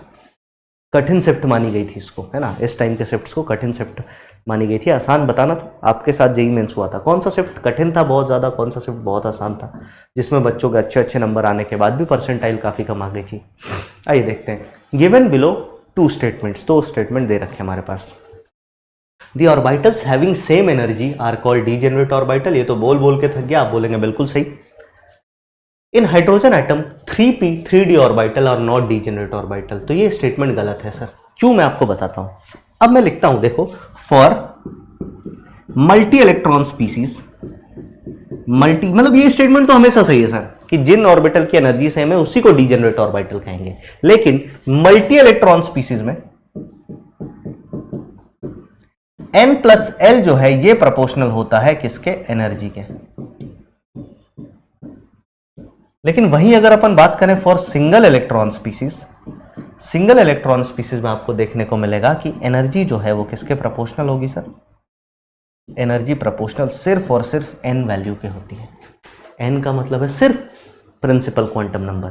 आपने बोला सर 3p में भी 3 है n की वैल्यू और 3d में भी 3 है n की वैल्यू, और एटम क्योंकि हाइड्रोजन है मतलब एक ही इलेक्ट्रॉन वाला एटम है, तो इसमें ऑर्बिटल्स डीजेनरेट होंगे सर, नॉट डीजेनरेट लिखना गलत है ना। तो इसके लिए आप बोलेंगे इसका कौन सा आंसर सही हो जाएगा सर? पहला स्टेटमेंट ट्रू, दूसरा फॉल्स। आइए देख लेते हैं ऐसा ऑप्शन है क्या। स्टेटमेंट 1 इज आपका true, statement 2 is false. 1 2 both true नहीं होगा, ये भी नहीं होगा सर बोथ फॉल्स, और ये भी नहीं होगा। यही हमारा सही आंसर हो गया जो कि अपन ने किया था। तो ऐसे खूब सारे सवाल आपको देखने को मिल जाएंगे। एक आधा सवाल और मैं प्रीवियस ईयर के कराता हूं, फिर कुछ सवाल उधर से अपन करेंगे। चलिए, नंबर ऑफ स्पेक्ट्रल लाइन से रिलेटेड अभी तक हमने सवाल नहीं किया था, उससे रिलेटेड सवाल कर लेते हैं। ये देखते हैं कितने सिंपल सिंपल सवाल आते हैं। क्वेश्चन नंबर 16 आपके कंप्यूटर स्क्रीन पे है ना। आपको इनऑर्गेनिक की कसम भाई 15 सेकंड में इसका आंसर दे दो। 16वें सवाल का आंसर 15 सेकंड में। क्वेश्चन नंबर 16 ही है ना, कि 15 तो नहीं है।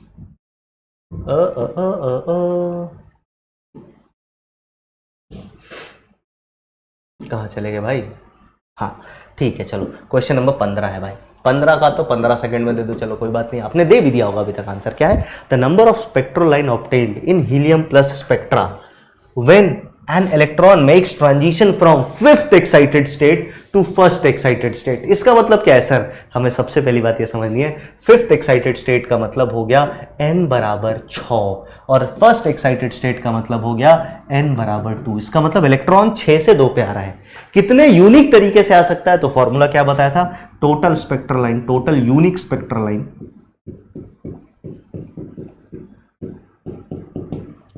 बराबर n2 minus n1 into n2 minus n1 plus 1, और इस पूरे को अपन डिवाइड कर देंगे 2 से। n2 कितना है सर? 6, तो 6 में से 2 को घटाया, फिर अपन ने 6 में से 2 को घटाया, 1 जोड़ दिया और पूरे को 2 से डिवाइड कर दिया। ये आया 4 इंटू 5/2। टोटल आंसर इसका 10। तो हमें 10 स्पेक्ट्रल लाइन देखने को मिलेगी। कितना टाइम लगा सर? बहुत सिंपल है, मैथमेटिकल सवाल था सर। 10-10 सेकंड में सवाल करने वाले हैं, 10-10 सेकंड में सवाल करने वाले हैं सर। इससे ज़्यादा टाइम इनमें लगना ही नहीं चाहिए।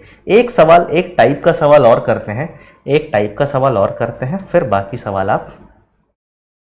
अपन और करेंगे, मतलब PYQs करेंगे। अभी तो CYQs कर लिया, लगभग ये 15 था, ये 16। अच्छा, इसका तो आंसर भी दिख गया आपको। चलो कोई बात नहीं, है ना, मैं भावनाओं बह के आंसर छुपाना भूल गया। सवाल कह रहा था correct set of 4 quantum numbers of valence electron of rubidium. Rubidium का इलेक्ट्रॉन कहाँ पे आएगा पहले ये? तो जब आप अभी थोड़े टाइम बाद अगली क्लास आप पीरियोडिक टेबल की करेंगे, तो पीरियोडिक टेबल में आपको एटॉमिक नंबर के हिसाब से समझ में आने लगेगा कि एलिमेंट कहाँ आएगा, एस ब्लॉक के एलिमेंट का क्या कॉन्फिगरेशन होता है, पी ब्लॉक के एलिमेंट का। तो रूबिडियम के कॉन्फिगरेशन की बात करें तो रूबिडियम का outer most electronic configuration 5s1 आएगा। अब 5s1 के लिए अगर हमें correct set of quantum number लिखना है तो आप बोलेंगे सर इसके लिए n की वैल्यू कितनी है 5 है, इसके लिए l की वैल्यू कितनी है, किसी बेस के लिए l की वैल्यू 0 होती है सर। फिर m की वैल्यू कितनी है सर, आप बोलेंगे m की वैल्यू भी 0, और s की वैल्यू स्पिन क्वांटम नंबर की वैल्यू या तो प्लस हाफ हो तो भी प्लस हो तो भी चलेगा, माइनस हो तो भी चलेगा, प्लस हो या माइनस हो दोनों में से कोई एक होना चाहिए। तो 500 प्लस हाफ चल जाएगा, 501 माइनस हाफ मतलब प्लस हाफ नहीं चलेगा, 510 नहीं चलेगा, 511 भी नहीं चलेगा। इसका सही आंसर क्या हो गया सर 500, फिर उसके बाद प्लस हाफ हो चाहे माइनस हाफ हो दोनों करेक्ट स्टेटमेंट हैं। ये हो गया क्वेश्चन नंबर 16। ये तो अपन ने ऐसे ही कर लिया था। अब चलते हैं कुछ पुराने सवाल करते हैं, है ना, जो कभी पहले आ चुके हैं, जैसे एक सवाल ये रहा आपके कंप्यूटर स्क्रीन में क्वेश्चन नंबर 16 के बाद, दिस इज क्वेश्चन नंबर 17। आइए देखते हैं। कह रहा the graph between psi square and R radial distance is shown below. ये ग्राफ दे रखा है, आपको बताना है ये ग्राफ किसको रिप्रेजेंट करता है। सबसे पहले साई स्क्वायर का ग्राफ है, किसका ग्राफ है, साई स्क्वायर का। कहां से शुरू हो रहा है सर, ऊपर से शुरू हो रहा है। तो मैंने बोला था साई एंड साई स्क्वायर का ग्राफ ऊपर से सिर्फ एस के लिए शुरू होता है। आपने बोला सर ये एस ऑर्बिटल ही होना चाहिए, तो जिस भी ऑप्शन में पी ऑर्बिटल है उसको काट दो। पहला चीज तो ये। दूसरी बात आपको ये पता करना पड़ेगा ये ग्राफ ने एक्स एक्सिस को कितनी बार टच या कट किया। तो आपने बोला सर ये एक ही बार टप्पा खाया है। एक बार टप्पा खाने का मतलब है n माइनस एल माइनस 1 की वैल्यू कितनी होगी, 1 होगी सर। एक बार टप्पा खाने का मतलब क्या है, n माइनस एल माइनस 1 की वैल्यू कितनी होगी, 1 होगी सर। क्या मेरी बात आपको समझ में आ रही है। आपने बोला हाँ सर ये बात थोड़ी थोड़ी तो चमक रही है सर। तो क्योंकि n माइनस एल माइनस 1 की वैल्यू 1 हो गई तो ये कौन सा ऑर्बिटल होगा आप देख लेते हैं। 3s ऑर्बिटल के लिए आप n माइनस एल माइनस 1 निकाल लो। तो आपने बोला 3 minus 0 minus 1 n minus L minus 1 है ना, तो ये कितना आया 2 आया सर। इसके लिए निकाले तो 2 माइनस 0 माइनस 1 कितना आया 1 आया। यही हमारा आंसर हो गया, खत्म। कितना टाइम लगा सर, ग्राफ देख करके सवाल करना का टेक्निक इतना आसान होता है कि तुम सोच भी नहीं सकते हो सर, तुम सोच भी नहीं सकते कि कितना आसान है। तो चलिए इसी के साथ आज की क्लास अपन यही पेंड करते हैं। कुछ सवाल मैं आपको होमवर्क के लिए छोड़ दूंगा, कुछ सवाल मैं आपको होमवर्क के लिए छोड़ दूंगा, है ना। फिर अपन आगे बात करेंगे। होमवर्क की बात करें सर, वैसे होमवर्क की बात करें तो होमवर्क आप क्या करेंगे, PYQs कर लेंगे, है ना, सारे के सारे। और मॉड्यूल से आप एक्सरसाइज 1 कंप्लीट कर सकते हैं सर। एक्सरसाइज 1 कंप्लीट अब आप कर सकते हैं। हो सकता है कुछ एक इलेक्ट्रॉनिक कॉन्फ़िगरेशन, मैं फिर बोल रहा हूं डी ब्लॉक एलिमेंट के सभी एलिमेंट का इलेक्ट्रॉनिक कॉन्फ़िगरेशन नहीं बताया मैंने, क्योंकि वो आप डी ब्लॉक में इनऑर्गेनिक में पढ़ेंगे ही पढ़ेंगे। एफ ब्लॉक का भी नहीं बताया मैंने, आपको जनरल बता दिया कि अगर आपको जनरल n+l रूल के एक्सेप्शन के अलावा, एक्सेप्शन मैंने बस 30 तक डिस्कस किया जो कि क्रोमियम और कॉपर होता है, उसके अलावा अगर आपको लिखना है तो आप किस तरीके से इसको लिखेंगे। So that's all we have in today's question. आप कमेंट बॉक्स में आज जरूर बताइएगा कि टोटल 17 सवालों में से आपने कितने सवाल सही किया और कितना स्कोर किया आपने इस सेशन में। हम मिलेंगे अगले सेशन में, तब तक आप अपना ध्यान रखिए, खूब मन लगा के पढ़ाई करते रहिए। बाय बाय, टेक केयर, जय हिंद।